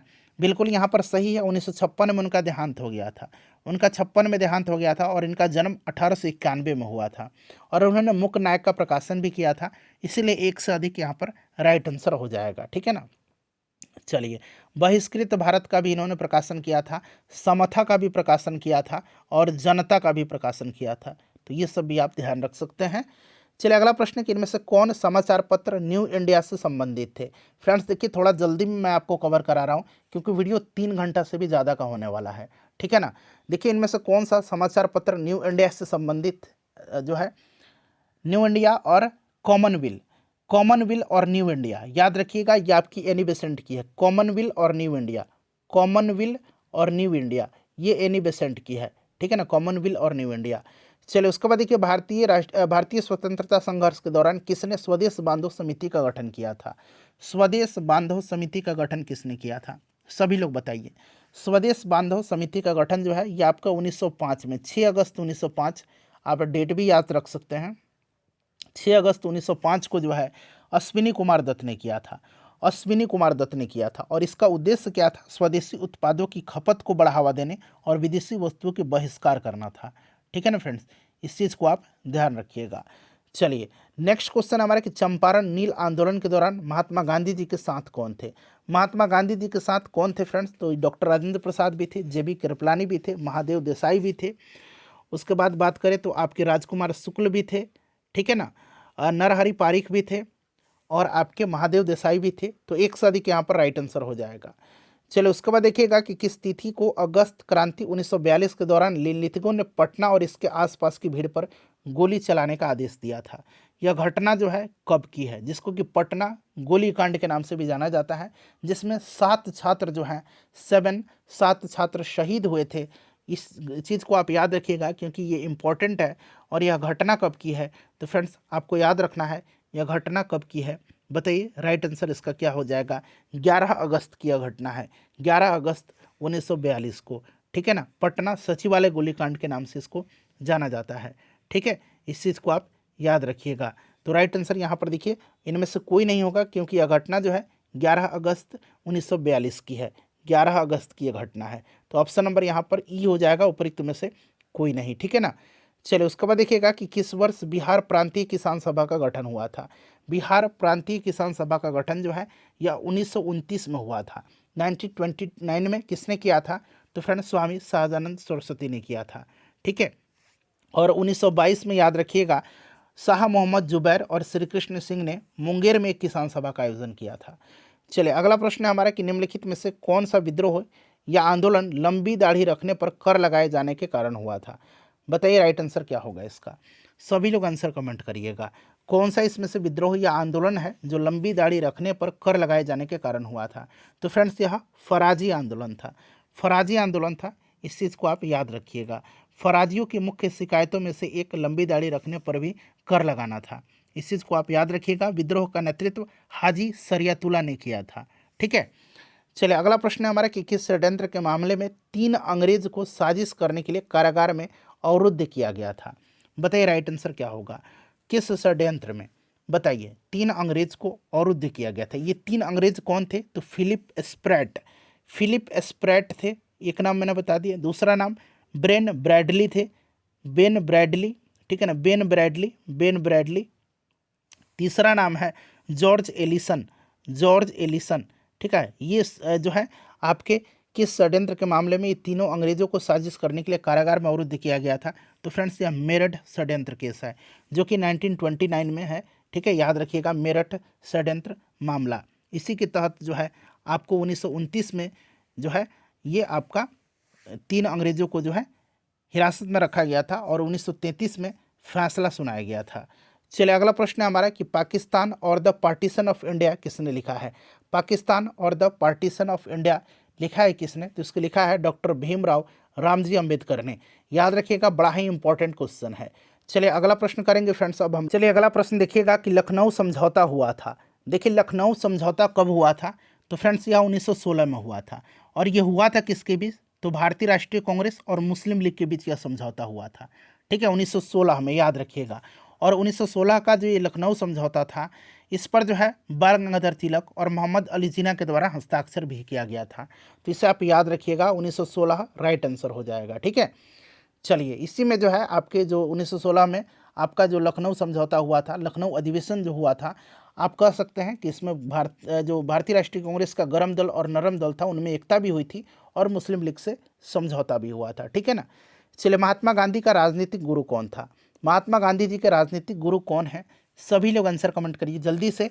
महात्मा गांधी जी के राजनीतिक गुरु जो हैं ये गोपाल कृष्ण गोखले जी हैं। ऑप्शन में तो गोपाल कृष्ण गोखले दिया ही नहीं गया है, इसीलिए ऑप्शन नंबर ई राइट आंसर हो जाएगा, उपरोक्त में से कोई भी नहीं। नेक्स्ट क्वेश्चन है हमारा कि असहयोग आंदोलन को निलंबित किया गया था। असहयोग आंदोलन को निलंबित किया गया था। तो फ्रेंड्स असहयोग आंदोलन को निलंबित किया गया था, अभी मैंने आपको बताया था कि 1922 में किया गया था, ठीक है ना फ्रेंड्स, 1922 में किया गया था। चौरी चौरा कांड है, इससे क्षुब्ध होकर के गांधी जी ने असहयोग आंदोलन को स्थगित करने का निर्णय लिया था। 1922 में जो है स्थगित किया गया था। और स्टार्ट हुआ था कब असहयोग आंदोलन? तो 1 अगस्त 1920 को, ठीक है ना फ्रेंड्स, याद रखिएगा। चलिए उसके बाद नेक्स्ट क्वेश्चन है कि 1784 ईस्वी में एशियाटिक सोसाइटी ऑफ बंगाल का आरंभ किसने किया था? 1784 सन याद रखना है। एशियाटिक सोसाइटी ऑफ बंगाल की स्थापना कब हुई थी? 1784 में। किसने किया था? तो विलियम जोन्स ने किया था, विलियम जोन्स ने किया था। और उस समय किसका कार्यकाल था? तो उस समय वारेन हेस्टिंग्स के कार्यकाल में एशियाटिक सोसाइटी ऑफ बंगाल की स्थापना 1784 में विलियम जोन्स ने किया था, ठीक है। चलिए अगला प्रश्न हमारा कि 1912 में पटना में होने वाले भारतीय राष्ट्रीय कांग्रेस का अधिवेशन के अध्यक्ष कौन थे? अभी मैंने आपको बताया है कि 1912 में बांकीपुर पटना में भारतीय राष्ट्रीय कांग्रेस का बिहार में पहला अधिवेशन हुआ था, ठीक है। और इसकी अध्यक्षता जो है RN माधोलकर ने किया था। ऑप्शन ए राइट आंसर हो जाएगा। 1922 में गया में भारतीय राष्ट्रीय कांग्रेस का बिहार में दूसरा अधिवेशन हुआ था और इसकी अध्यक्षता चित्तरंजन दास ने किया था। भारतीय राष्ट्रीय सेना यानी कि INA के संस्थापक कौन थे? INA के संस्थापक का नाम पूछा जा रहा है, बताइए राइट आंसर क्या होगा। INA के संस्थापक, भारतीय राष्ट्रीय सेना के संस्थापक, तो देखिए भारतीय राष्ट्रीय सेना यानी कि INA के संस्थापक कौन थे? तो मूल रूप से इसके संस्थापक मोहन सिंह थे, ठीक है ना। मोहन सिंह मूल रूप से भारतीय राष्ट्रीय सेना यानी कि INA के संस्थापक थे। चलिए अगला प्रश्न करेंगे। अब देखिए नेक्स्ट क्वेश्चन है कि 1857 के विद्रोह को किसके द्वारा पहली बार प्रथम भारतीय स्वतंत्रता संग्राम के रूप में वर्णित किया गया है? वीवीआई क्वेश्चन है। 1857 के विद्रोह को किसके द्वारा पहली बार प्रथम भारतीय राष्ट्रीय स्वतंत्रता संग्राम के रूप में वर्णित किया गया है? तो फ्रेंड्स ये आपके वीडी सावरकर के द्वारा किया गया है। ऑप्शन ए राइट आंसर हो जाएगा। चलिए नेक्स्ट क्वेश्चन है कि निम्नलिखित में से कौन सी घटना सबसे पहले हुई थी? सबसे पहले इसमें से कौन सी घटना है? देखिए संथाल विद्रोह जो है ये आपके 1855-56 में हुआ था सिद्धू कान्हू के नेतृत्व में। बिरसा मुंडा का विद्रोह आपका हुआ था जिसे उलगुलान विद्रोह के नाम से भी जाना जाता है 1899-1900 के दौरान। ठीक है फ्रेंड्स। और ताना भगत आंदोलन जो है यह स्टार्ट कब हुआ था? तो इसकी स्टार्टिंग जो है 1914 में ताना भगत की हुई थी। ठीक है ना। तो इस प्रकार से देखा जाए तो राइट आंसर आपका ऑप्शन नंबर ए हो जाएगा। ठीक है ना फ्रेंड्स। चलिए उसके बाद नेक्स्ट क्वेश्चन कर लेंगे कि बंकिम चंद्र चटर्जी का उपन्यास आनंद मठ में किस विद्रोह का उल्लेख है? बताइए राइट आंसर क्या हो जाएगा? बंकिम चंद्र चटर्जी का उपन्यास आनंद मठ में किस विद्रोह का उल्लेख किया गया है? तो फ्रेंड्स यह सन्यासी विद्रोह है। सन्यासी विद्रोह याद रखिएगा। आनंद मठ किसकी उपन्यास है? तो बंकिम चंद्र चटर्जी की। देखिए फ्रेंड्स मॉडर्न हिस्ट्री का मैंने 7-8 वीडियो कवर कराया हुआ है। अगर आप उतना देख लेते हैं तो एनफ रहेगा, सफिशिएंट रहेगा आपकी एग्जाम के लिए। ठीक है ना। जरूर देख लीजिएगा। सबका मैंने प्लेलिस्ट बना दिया है, लिंक आपको कमेंट बॉक्स में भी मिल जाएगा। ठीक है ना। या फिर आप डिस्क्रिप्शन बॉक्स में भी जाकर के देख सकते हैं। देखिए प्रथम बार संघर्ष के तरीकों के रूप में स्वदेशी और बहिष्कार भारत में कब अपनाया गया था? स्वदेशी और बहिष्कार भारत में कब अपनाया गया था प्रथम बार संघर्ष के तरीकों के रूप में? तो फ्रेंड्स यह अपनाया गया था आपके बंगाल विभाजन के समय में। बंगाल विभाजन के समय में जब आपका स्वदेशी आंदोलन हुआ था उसी समय। ठीक है ना। ऑप्शन नंबर यहाँ पर ए राइट आंसर हो जाएगा। ठीक है। याद रखिएगा बंगाल विभाजन हुआ था कब? तो फ्रेंड्स यह इसकी घोषणा 19 जुलाई 1905 को हुई थी। कर्जन ने किया था। 16 अक्टूबर 1905 को प्रभावी हुआ था। और स्वदेशी आंदोलन हुआ था 7 अगस्त 1905 को कलकत्ता के टाउन हॉल में इसकी घोषणा की गई थी। देखिए 1922 में आयोजित भारतीय राष्ट्रीय कांग्रेस के गया अधिवेशन के अध्यक्ष कौन थे? गया अधिवेशन के अध्यक्ष पूछा गया है। तो मैंने आपको कई बार बताया है चित्तरंजन दास राइट आंसर हो जाएगा। नेक्स्ट क्वेश्चन है कि 1817 में कलकत्ता में हिंदू कॉलेज की स्थापना किसने किया था? 1817 में कलकत्ता में हिंदू कॉलेज की स्थापना हुआ था। सन भी याद रखेंगे 1817। किसने किया था? तो फ्रेंड्स किया था किसने? तो राजा राम मोहन राय और डेविड हेयर ने मिलकर के किया था। तो यहाँ पर देखिए डेविड हेयर का नाम दिया गया है। चलिए उसके बाद नेक्स्ट क्वेश्चन है कि इनमें से किसने लिखा था कि कांग्रेस का महल लड़खड़ा रहा है? ठीक है। और भारत में रहते हुए मेरी एक बड़ी महत्वाकांक्षा यह है कि मैं शांति के साथ इसे मरने में सहयोग दे सकूं। यह स्टेटमेंट किसका है? यह स्टेटमेंट जो है यह लॉर्ड कर्जन का है। किसका है फ्रेंड्स? यह लॉर्ड कर्जन का स्टेटमेंट है। ठीक है ना। चलिए उसके बाद नेक्स्ट क्वेश्चन है कि किसके नेतृत्व में संथाल विद्रोह 1855-56 में हुआ था? तो मैंने अभी बताया था आपको सिद्धू कान्हू के नेतृत्व में। सिद्धू कान्हू के नेतृत्व में। तो ऑप्शन में से उपरोक्त में से कोई नहीं करेक्ट आंसर हो जाएगा। नेक्स्ट क्वेश्चन है हमारा कि 5 मार्च 1931 को कौन सी महत्वपूर्ण घटना हुई थी? 5 मार्च 1931 को कौन सी महत्वपूर्ण घटना घटी थी? चलिए सभी लोग आंसर बताइए। तो यह घटना है आपका Gandhi Irwin pact, Gandhi Irwin समझौता हुआ था। इसको दिल्ली समझौता के नाम से भी जाना जाता है। ठीक है ना। 5 मार्च 1931 को गांधी इरविन समझौता हुआ था। नेक्स्ट क्वेश्चन है हमारा कि पूना समझौता पर हस्ताक्षर कब किए गए थे? पूना समझौता पर हस्ताक्षर मैंने अभी डिटेल में आपको बताया है 24 सितंबर 1932 को। 24 सितंबर 1932 को एम जैकर, तेज बहादुर सप्रू और घनश्याम दास बेड़ा के प्रयास से जो है ये आपका पुनः समझौता हुआ था महात्मा गांधी और भीमराव अंबेडकर के मध्य में। देखिए मशहूर नारा इनकलाब किसने दिया है? मशहूर नारा इनकलाब किसने दिया है? तो यह नारा जो दिया है इनकलाब जिंदाबाद का, यह दिया है किसने? फ्रेंड्स हसरत मोहानी ने दिया है। ठीक है ना। चलो उसके बाद देखिएगा कि आज़ाद दस्ता की स्थापना किसने किया है? आज़ाद दस्ता की बताइए आज़ाद दस्ता का स्थापना किसने किया है? तो आज़ाद दस्ता की स्थापना जयप्रकाश नारायण ने भारत छोड़ो आंदोलन के समय किया था। तो यहाँ पर देखिए जयप्रकाश नारायण राइट आंसर हो जाएगा।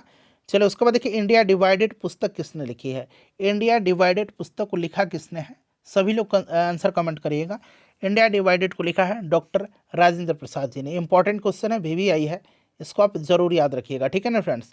चलिए उसके बाद देखिए 1915 में होम रूल किसने प्रारंभ किया था? चलिए इसका आंसर आप लोग मुझे कमेंट करके बताइएगा। अगर सुधार सकते हैं तो कुछ सुधारना चाहेंगे तो सुधार भी सकते हैं। चलिए बताइएगा 1915 में होम रूल लीग किसने प्रारंभ किया था? बताइए राइट आंसर सभी लोग कमेंट करके इसका बता दीजिएगा। ठीक है ना। बंगाल और बिहार के नील कृषकों की दशा का वर्णन करते हुए नील दर्पण नाटक किसके द्वारा लिखा गया है? VVI क्वेश्चन है। ये सारे के सारे बड़े ही महत्वपूर्ण प्रश्न हैं। प्रश्न आपको यहीं से देखने को मिलेंगे आपके पेपर में। तो नील दर्पण जो है दीनबंधु मित्र की है, याद रखिएगा, ठीक है ना फ्रेंड्स। चलिए अगला प्रश्न हमारा कि राष्ट्रवादियों के दैनिक समाचार पत्र द इंडियन नेशन का प्रकाशन कब प्रारंभ हुआ था। द इंडियन नेशन का प्रकाशन जो है यह पटना बिहार से 1931 में हुआ था, ठीक है ना। और उसका जो हिंदी संस्करण था उसका नाम द आर्याव्रत था। चलिए अगला प्रश्न करेंगे फ्रेंड्स कि बंगाल का विभाजन प्रभावी कब हुआ था। बंगाल विभाजन प्रभावी कब हुआ था, 16 अक्टूबर 1905 को प्रभावी हुआ था। चलिए उसके बाद नेक्स्ट क्वेश्चन हमारा कि बम्बई में कांग्रेस द्वारा भारत छोड़ो प्रस्ताव पास किया गया था। बम्बई में कांग्रेस द्वारा भारत छोड़ो प्रस्ताव जो है यह कब पास किया गया था, तो यह पास किया गया था 8 अगस्त 1942 को, 8 अगस्त 1942 को किया गया था, ठीक है। चलिए उसके बाद देखिएगा कि अंग्रेजों ने भारत पर लंबे समय तक राज्य कैसे किया। अंग्रेजों ने भारत पर लंबे समय तक राज्य किया था डिवाइड एंड रूल थ्योरी पर, ठीक है ना। तो यहाँ पर देखिए बांटो और राज करो की नीति के कारण, ऑप्शन नंबर यहाँ पर सी राइट आंसर होगा इसका।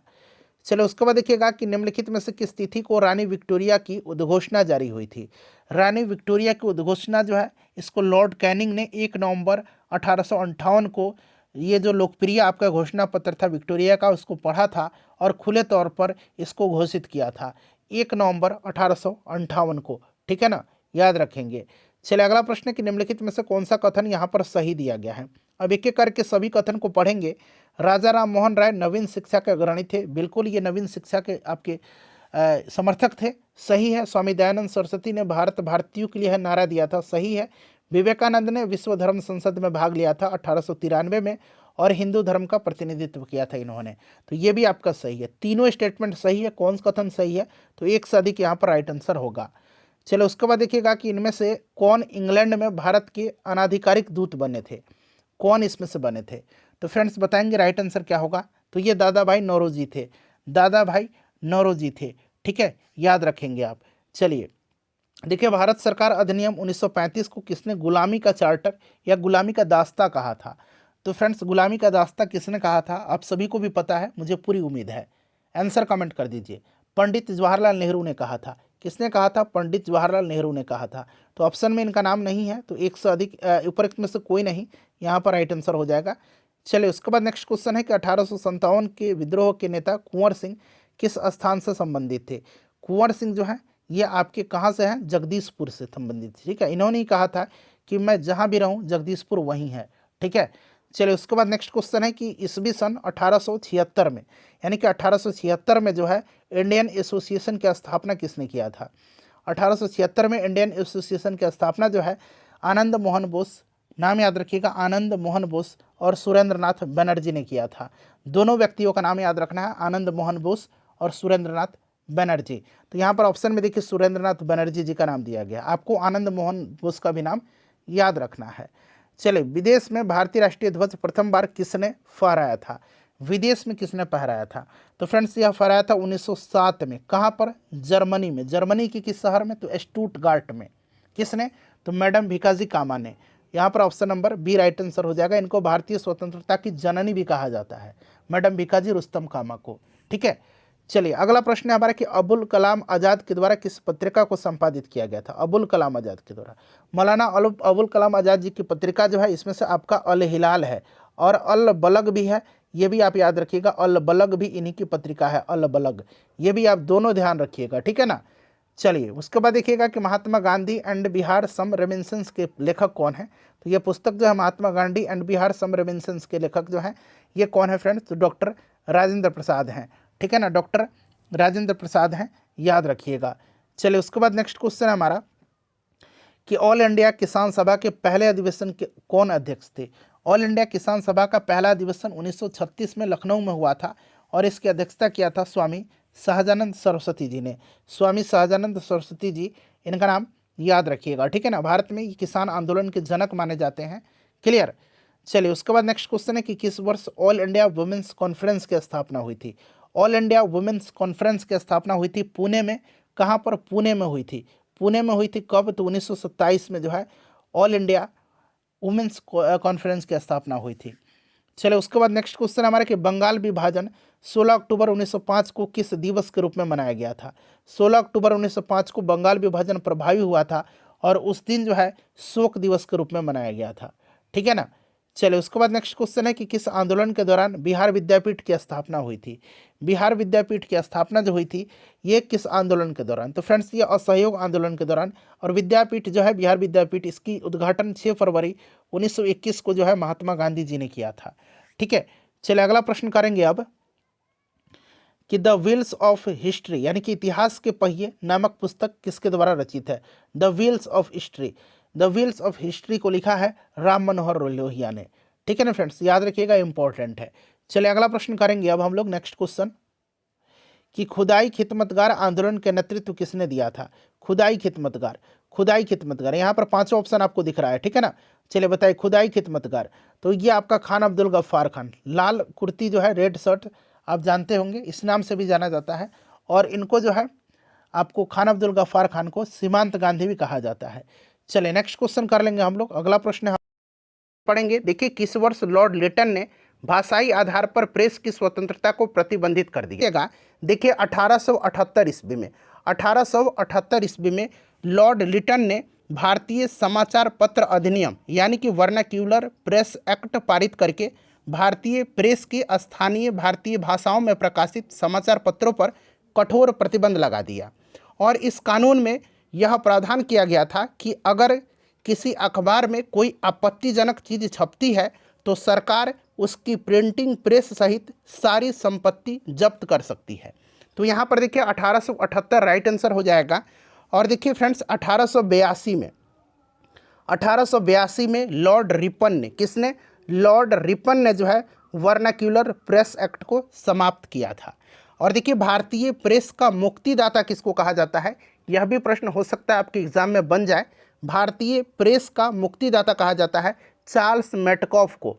चार्ल्स मेटकॉफ को भारतीय प्रेस का मुक्तिदाता कहा जाता है। तो फ्रेंड्स ये सारे पॉइंट्स आप ध्यान रखेंगे, मैं प्रयास करूंगा कि सब कुछ डिटेल में आपको बताते चलूं।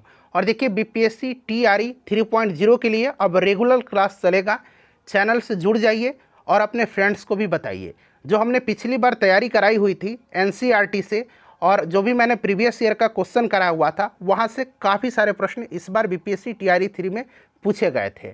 चलिए अगला प्रश्न करेंगे फ्रेंड्स। नेक्स्ट क्वेश्चन है हमारा, देखिए जालियांवाला बाग नरसंहार की जांच हेतु गठित बॉर्डर इंक्वायरी कमेटी यानी कि हंटर कमेटी में किस भारतीय को स्थान मिला था।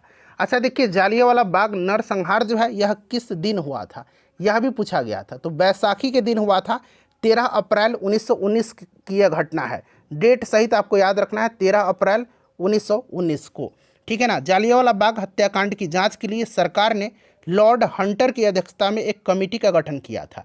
किसकी अध्यक्षता में, लॉर्ड हंटर की अध्यक्षता में, जिसको कि हंटर कमेटी कहा जाता है।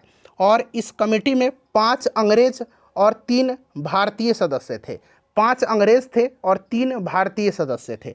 ध्यान रखिएगा, इन 3 भारतीय सदस्यों में सर चिमन लाल सीतलवाड़, साहबजादा सुल्तान अहमद खान और पंडित जगत नारायण थे। तो यहाँ पर देखिएगा सुल्तान अहमद खान, सर चिमन लाल, हरिलाल सीतलवाड़ और पंडित जगत नारायण, ये तीनों थे। इसलिए ऑप्शन डी राइट आंसर हो जाएगा, एक से अधिक।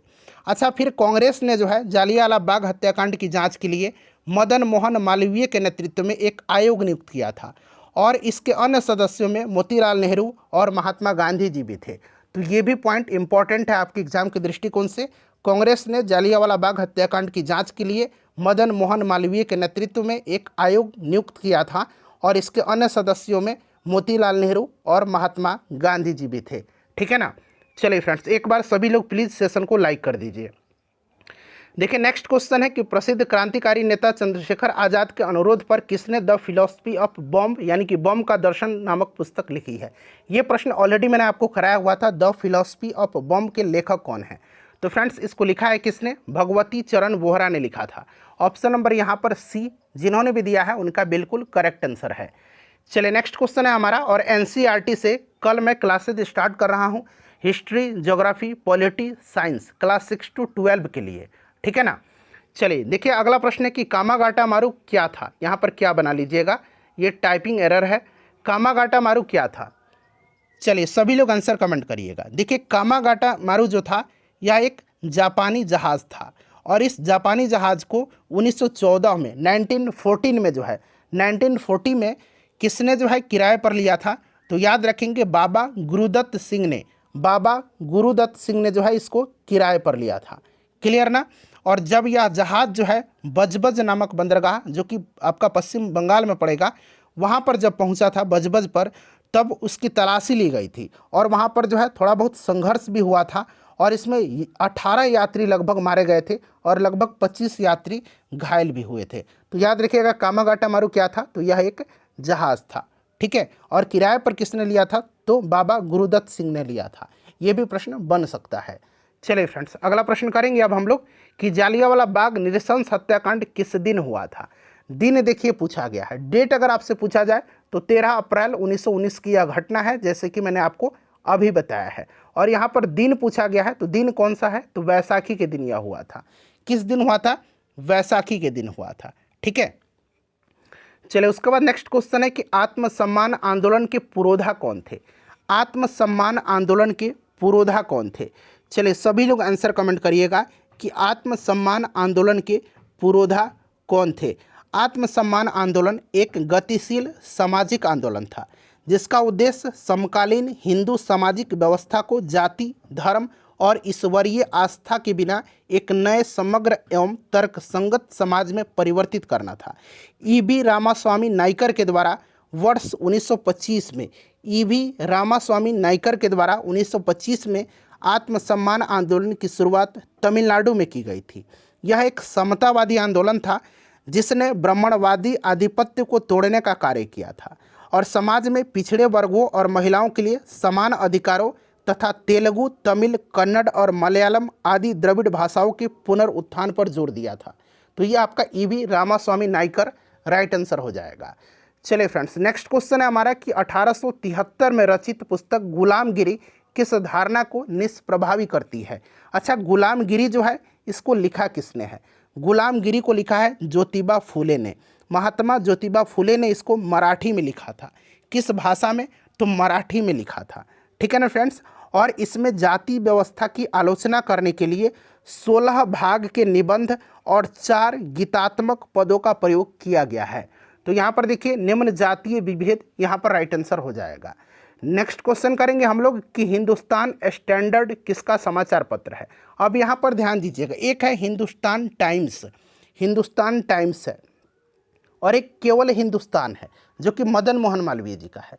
हिंदुस्तान टाइम्स जो होगा, हिंदुस्तान टाइम्स ये के.एम. पनिकर का है, यहाँ पर देखिए। और हिंदुस्तान स्टैंडर्ड जो है यह आपका सच्चिदानंद सिन्हा होगा। ऑप्शन बी राइट आंसर हो जाएगा। अच्छा, अल हिलाल और अल बलग अबुल कलाम आज़ाद जी की है, ऑलरेडी मैंने आपको बताया था। सोम प्रकाश किसकी है, सोम प्रकाश ईश्वर चंद्र विद्यासागर की है। ये भी आप साथ साथ ध्यान रखेंगे, मैं बिल्कुल आपका समय वेस्ट नहीं करूंगा। चलिए नेक्स्ट क्वेश्चन है कि महात्मा गांधी ने चंपारण यात्रा किस वर्ष में किया था। महात्मा गांधी जी ने चंपारण यात्रा किस वर्ष में किया था। सिंपल सा क्वेश्चन है, सभी लोग इसका आंसर कमेंट करके बताइए। महात्मा गांधी जी ने चंपारण यात्रा किस वर्ष में किया था, तो 1917 में किया था। ठीक है ना, 1917 में किया था। आपको याद होगा फ्रेंड्स, काफ़ी इंपॉर्टेंट क्वेश्चन है। 1917 में इन्होंने चंपारण सत्याग्रह स्टार्ट किया था। राजकुमार शुक्ल जी 1916 में लखनऊ अधिवेशन में गांधी जी से मिले थे और गांधी जी की तरफ यहाँ की जो नील कृषक थे चंपारण के, उनकी दुर्दशा की तरफ महात्मा गांधी जी का ध्यान आकृष्ट किया था और उनको चंपारण आने का निमंत्रण किया था और उन्होंने निमंत्रण स्वीकार करते हुए 1917 में चंपारण की यात्रा किया था। चंपारण का जो मुद्दा था, जो नील किसानों का, यह आपका उठा था लखनऊ अधिवेशन में। ठीक है ना, इसे भी आप ध्यान रखेंगे। चलिए 1942 में किसने भारत छोड़ो आंदोलन का आह्वान किया था। 1942 में किसने भारत छोड़ो आंदोलन का आह्वान किया था। चलिए सभी लोग इसका आंसर कमेंट करिएगा। देखिए 8 अगस्त 1942 को महात्मा गांधी जी ने ब्रिटिश शासन को समाप्त करने का आह्वान किया और मुंबई में अखिल भारतीय कांग्रेस कमेटी के सत्र में भारत छोड़ो आंदोलन शुरू किया था। गांधी जी ने ग्वालियर टैंक मैदान में अपने भाषण में करो या मरो का आह्वान किया था, जिसे अब अगस्त क्रांति मैदान के नाम से जाना जाता है। और स्वतंत्रता आंदोलन की ग्रैंड ओल्ड लेडी, बड़ा ही इंपॉर्टेंट पॉइंट है, स्वतंत्रता आंदोलन की ग्रैंड ओल्ड लेडी के रूप में लोकप्रिय अरुणा असफ अली को भारत छोड़ो आंदोलन के दौरान मुंबई के ग्वालियर टैंक मैदान में भारतीय ध्वज फहराने के लिए याद किया जाता है। यह भी आप पॉइंट ध्यान रखिएगा। भारत छोड़ो आंदोलन का नारा एक समाजवादी और ट्रेड यूनियनवादी यूसुफ मेहर अली के द्वारा गढ़ा गया था। यह नारा जो था भारत छोड़ो का, यह यूसुफ मेहर अली के द्वारा गढ़ा गया था, ठीक है ना, याद रखिएगा। और मेहर अली जी ने साइमन गो बैक का भी नारा दिया था, इससे भी आप ध्यान रखेंगे, लेकिन आह्वान किया था महात्मा गांधी जी ने, ठीक है ना। चलिए नेक्स्ट क्वेश्चन है कि 1857 के विद्रोह के मध्य नाना साहब ने अपने आप को मुगल सम्राट का क्या घोषित किया था। 1857 के विद्रोह के मध्य में नाना साहब ने अपने आप को मुगल सम्राट का क्या घोषित किया था। चलिए सभी लोग आंसर कमेंट करिएगा। तो फ्रेंड्स इन्होंने पेशवा जो है अपने आप को घोषित किया था। पेशवा यहाँ पर बिल्कुल करेक्ट आंसर होगा, पेशवा राइट आंसर हो जाएगा। चलिए नेक्स्ट क्वेश्चन है कि किसने या किन्होंने गलती से लेफ्टिनेंट यरस्ट की हत्या किया था। देखिए लेफ्टिनेंट यरस्ट और प्लेग कमिश्नर था उस समय, प्लेग कमिश्नर, जो प्लेग बीमारी थी, प्लेग कमिश्नर उस समय रैंड था, ठीक है ना। तो रैंड और यरस्ट की हत्या जो है यह आपके जो चापेकर बंधु थे दामोदर और बालकृष्ण चापेकर, इन्होंने ही किया था। कब किया था? तो 1897, याद रखिएगा, और 1897 में, ठीक है ना। ऑप्शन नंबर यहाँ पर बी राइट आंसर हो जाएगा। अच्छा मदन लाल ढींगरा ने जो है, मदन लाल ढींगरा ने किसको मारा था, जरा आप लोग मुझे कमेंट करके बताइएगा, ठीक है। चलिए उसके बाद नेक्स्ट क्वेश्चन है हमारा कि किस मुस्लिम स्वतंत्रता सेनानी को भाईचारा एवं एकता दर्शाने हेतु, यहाँ दर्शाने बना लीजिए, इस तरह से दर्शाने हेतु गोल्डन टेम्पल की चाबियाँ सौंपी गई थी। बताइए किस मुस्लिम स्वतंत्रता सेनानी को भाईचारा और एकता दर्शाने हेतु गोल्डन टेम्पल की चाबियाँ सौंपी गई थी, ये कौन थे? बड़ा ही इंपॉर्टेंट क्वेश्चन है, ये सारे के सारे बीपीएससी टीआरई 3.0 में प्रश्न पूछे गए हैं। मॉडर्न हिस्ट्री हम लोग कवर कर रहे हैं, ठीक है ना फ्रेंड्स। तो ये आपके सैफुद्दीन किचलू थे। सैफुद्दीन किचलू आपको याद होगा, डॉक्टर सतपाल और सैफुद्दीन किचलू के विरोध में जो है एक सभा हुई थी और उसी सभा पर जनरल डायर ने गोलियां चलाई थी जालियांवाला बाग में, ठीक है ना, आपको याद होगा। तो ये सैफुद्दीन किचलू थे। और एक मैं इंपॉर्टेंट पॉइंट बता रहा हूँ, स्वतंत्रता के बाद 1952 में, ठीक है ना, 1952 में जो है लेनिन, यहाँ मैं लिख देता हूँ, लेनिन शांति पुरस्कार, लेनिन शांति पुरस्कार 1952 में लेनिन शांति पुरस्कार से सम्मानित होने वाले ये पहले भारतीय हैं सैफुद्दीन किचलू, ये भी आप साथ साथ याद रखिएगा, ठीक है ना। चलिए अब अगला प्रश्न करेंगे। नेक्स्ट क्वेश्चन है हमारा कि 21 अक्टूबर 1943 को किस स्थान पर सुभाष चंद्र बोस ने स्वतंत्र भारत की अंतरिम सरकार का गठन किया था। बताइए सभी लोग आंसर कमेंट करिएगा। 21 अक्टूबर 1943 को किस स्थान पर सुभाष चंद्र बोस जी ने स्वतंत्र भारत की अंतरिम सरकार का गठन किया था? तो इन्होंने किया था सिंगापुर में। कहाँ पर? सिंगापुर में किया था। अगला प्रश्न करेंगे।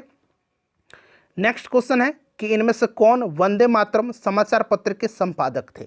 वंदे मातरम समाचार पत्र के संपादक, ध्यान से सुनिएगा, वंदे मातरम समाचार पत्र के संपादक। अच्छा वंदे मातरम जो गाना है यह आनंद मठ से लिया गया, बंकिम चंद्र चटर्जी की, लेकिन यहाँ पर वंदे मातरम समाचार पत्र पूछा गया, इसके संपादक कौन थे? तो अरविंद घोष थे।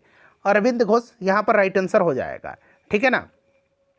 चलिए ऑल इंडिया हरिजन संघ की स्थापना 1932 में किसके द्वारा किया गया था? एक प्रश्न तो वैसे भी आपका बन जाएगा कि ऑल इंडिया हरिजन संघ की स्थापना कब किया गया था? तो याद रखिएगा 1932 में। किसने किया था? तो ये महात्मा गांधी जी ने किया था। किसने किया था? महात्मा गांधी जी ने किया था। बड़ा ही इंपॉर्टेंट क्वेश्चन है, ठीक है ना, याद रखिएगा किसने किया था? तो महात्मा गांधी जी ने किया था। बहुत ही इंपॉर्टेंट क्वेश्चन है फ्रेंड्स, ये बार बार एग्जाम में पूछा जाता। और भीमराव अंबेडकर जी ने स्वतंत्र श्रमिक पार्टी की स्थापना किया था। भीमराव अंबेडकर जी ने स्वतंत्र श्रमिक पार्टी की स्थापना किया था और बहिष्कृत हितकारिणी सभा की स्थापना किया था भीमराव अंबेडकर जी ने। इसे भी आप ध्यान रखिएगा, ठीक है ना। चलिए नेक्स्ट क्वेश्चन है कि कौन सी घटना सबसे पहले हुई थी? कौन सी घटना इसमें से सबसे पहले हुई थी? बताइए राइट आंसर इसका क्या होगा। चलिए देखिए, भारत छोड़ो आंदोलन का प्रस्ताव जो है ये अगस्त 1942 की घटना है, ठीक है, ध्यान से सुनिएगा। गवर्नर जनरल के पद पर लॉर्ड बेबल का आगमन। तो लॉर्ड बेबल का कार्यकाल आपको याद होगा 1944 से लेकर के 1947 तक रहा था और ये घटना अगस्त 1942 की है, ठीक है। और स्क्रिप्स मिशन का आगमन कब हुआ था? तो ये घटना जो है ये मार्च 1942 की है, ठीक है। तो पहले कौन सी हो गई? मार्च वाली घटना, चूंकि ये अगस्त 1942 है तो क्रिप्स मिशन का आगमन राइट आंसर हो जाएगा। क्रिप्स मिशन यहाँ पर करेक्ट आंसर हो जाएगा, ठीक है। क्रिप्स मिशन जब भारत आया था उस समय वायसराय कौन था, ये भी प्रश्न बन सकता है। तो क्रिप्स मिशन के आगमन के समय वायसराय लॉर्ड लिनलिथगो था। कौन था फ्रेंड्स? लॉर्ड लिनलिथगो था। इसे भी आप याद रखेंगे, कौन था? लॉर्ड लिनलिथगो था।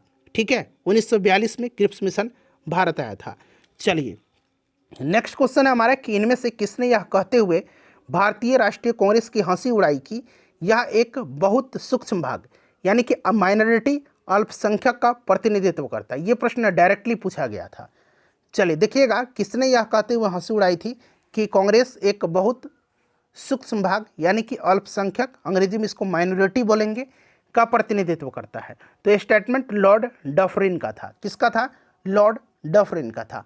इसी के समय जो है 1885 में भारतीय राष्ट्रीय कांग्रेस की स्थापना भी हुई थी। क्लियर ना? अच्छा, एक स्टेटमेंट कर्जन का है जो बीपीएससी टीआरई में पूछा जा चुका है। यह स्टेटमेंट क्या है कि कांग्रेस अपनी पतन की ओर लड़खड़ा रही है और भारत में रहते हुए मेरी सबसे बड़ी इच्छा यानी कि महत्वाकांक्षाओं में से एक इसमें इसकी शांतिपूर्ण समाप्ति में मैं सहायक बनूं। ये कर्जन का स्टेटमेंट है। ठीक है ना, याद रखिएगा। चलिए अगला प्रश्न हमारा कि मुजफ्फरपुर बम कांड में किसको फांसी की सजा दी गई थी? अच्छा देखिए, मुजफ्फरपुर बम कांड की बात करते हैं तो मुजफ्फरपुर बम कांड के बारे में ध्यान से सुनिएगा। प्रफुल्ल चाकी और खुदीराम बोस थे इसमें सम्मिलित। और देखिए 30 अप्रैल 1908 को मुजफ्फरपुर के जज किंग्सफोर्ड की हत्या का प्रयत्न इन्होंने किया था। किसने? प्रफुल्ल चाकी और खुदीराम बोस ने। गलती से बम जाकर के कैनेडी की गाड़ी पर गिरी थी और जिसमें 2 महिलाओं की मृत्यु हुई थी। प्रफुल्ल चाकी ने जो है आत्महत्या कर लिया था और खुदीराम बोस को जो है फांसी की सजा दी गई थी 11 अगस्त 1908 को। 11 अगस्त 1908 को खुदीराम बोस को फांसी की सजा दिया गया था और प्रफुल्ल चाकी ने जो है आत्महत्या कर लिया था। इन्होंने आत्महत्या कर लिया था। ठीक है, तो यहाँ पर पूछा गया है कि फांसी किसको दी गई थी? तो खुदीराम बोस को। ठीक है, चलिए फ्रेंड्स, उसके बाद देखिएगा कि किस वर्ष बाबू कुंवर सिंह का देहांत हुआ था। बड़ा ही इंपॉर्टेंट क्वेश्चन है। बाबू कुंवर सिंह का जन्म अगर पूछा जाए तो 1777 याद रखिएगा फ्रेंड्स। और इनकी मृत्यु जो हुई थी, इनका देहांत जो हुआ था, ये कब हुआ था? तो 1858 में। ठीक है, बिहार में इन्होंने जो है 1857 की क्रांति का नेतृत्व किया था। जगदीशपुर के थे, याद रखिएगा फ्रेंड्स। मैं जहाँ भी रहूँ जगदीशपुर वहीं है, ये स्टेटमेंट इन्हीं का है। ठीक है, चलिए अगला प्रश्न कि युवा बंगाल आंदोलन की स्थापना का श्रेय किसे है? यंग बंगाल मूवमेंट, इसकी स्थापना का श्रेय किसकी है? बताइए, राइट आंसर इसका क्या हो जाएगा? तो फ्रेंड्स यह हेनरी विवियन डेरोजियो की है। ऑप्शन नंबर यहाँ पर ए राइट आंसर हो जाएगा। युवा बंगाल आंदोलन की स्थापना हेनरी विवियन डेरोजियो ने किया था। क्लियर ना? याद रखिए किसने किया था? हेनरी विवियन डेरोजियो ने किया था। बड़ा ही इंपॉर्टेंट क्वेश्चन है। चलिए अब अगला प्रश्न करेंगे फ्रेंड्स। नेक्स्ट क्वेश्चन है हमारा कि देखिए किस तिथि को क्लेमेंट एटली ने घोषणा की कि जून 1948 तक ब्रिटिश भारत को छोड़ देंगे? बताइए, राइट आंसर इसका क्या हो जाएगा? ब्रिटेन के प्रधानमंत्री क्लेमेंट एटली थे स्वतंत्रता के समय। ये प्रश्न पूछा जाता है। और क्लेमेंट एटली ने जो है हाउस ऑफ कॉमन्स में 20 फरवरी 1947 को घोषणा किया था। 20 फरवरी 1947 को घोषणा किया था कि ब्रिटिश जो है 30 जून 1948 के बाद सत्ता की जिम्मेदारी जो भारतीय लोग हैं उन पर सौंप देंगे। ठीक है फ्रेंड्स, याद रखिएगा, बड़ा ही इंपॉर्टेंट क्वेश्चन है। और देखिए भारतीय स्वतंत्रता विधेयक 4 जुलाई 1947 को संसद में पेश किया गया था। पेश कब किया गया था भारतीय स्वतंत्रता विधेयक को? 4 जुलाई 1947 को। ये भी प्रश्न बनेगा, 4 जुलाई 1947 को।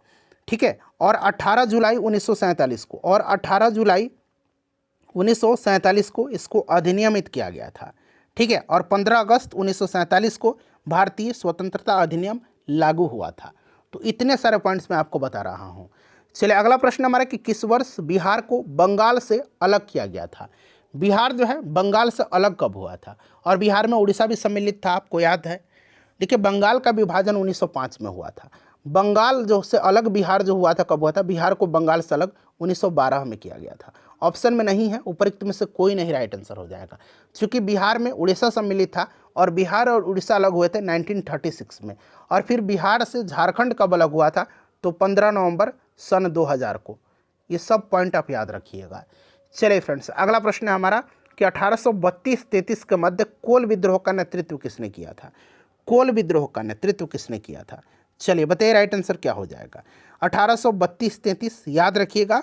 और इसके नेता बुधु भगत, जुआ भगत, झिंदराय मानकी, माद्रा महत यानी माद्रा महतो भी कह सकते हैं, ये सब थे। बुधु भगत, जुआ भगत, झिंदराय मानकी, माद्रा महतो, ये सब थे।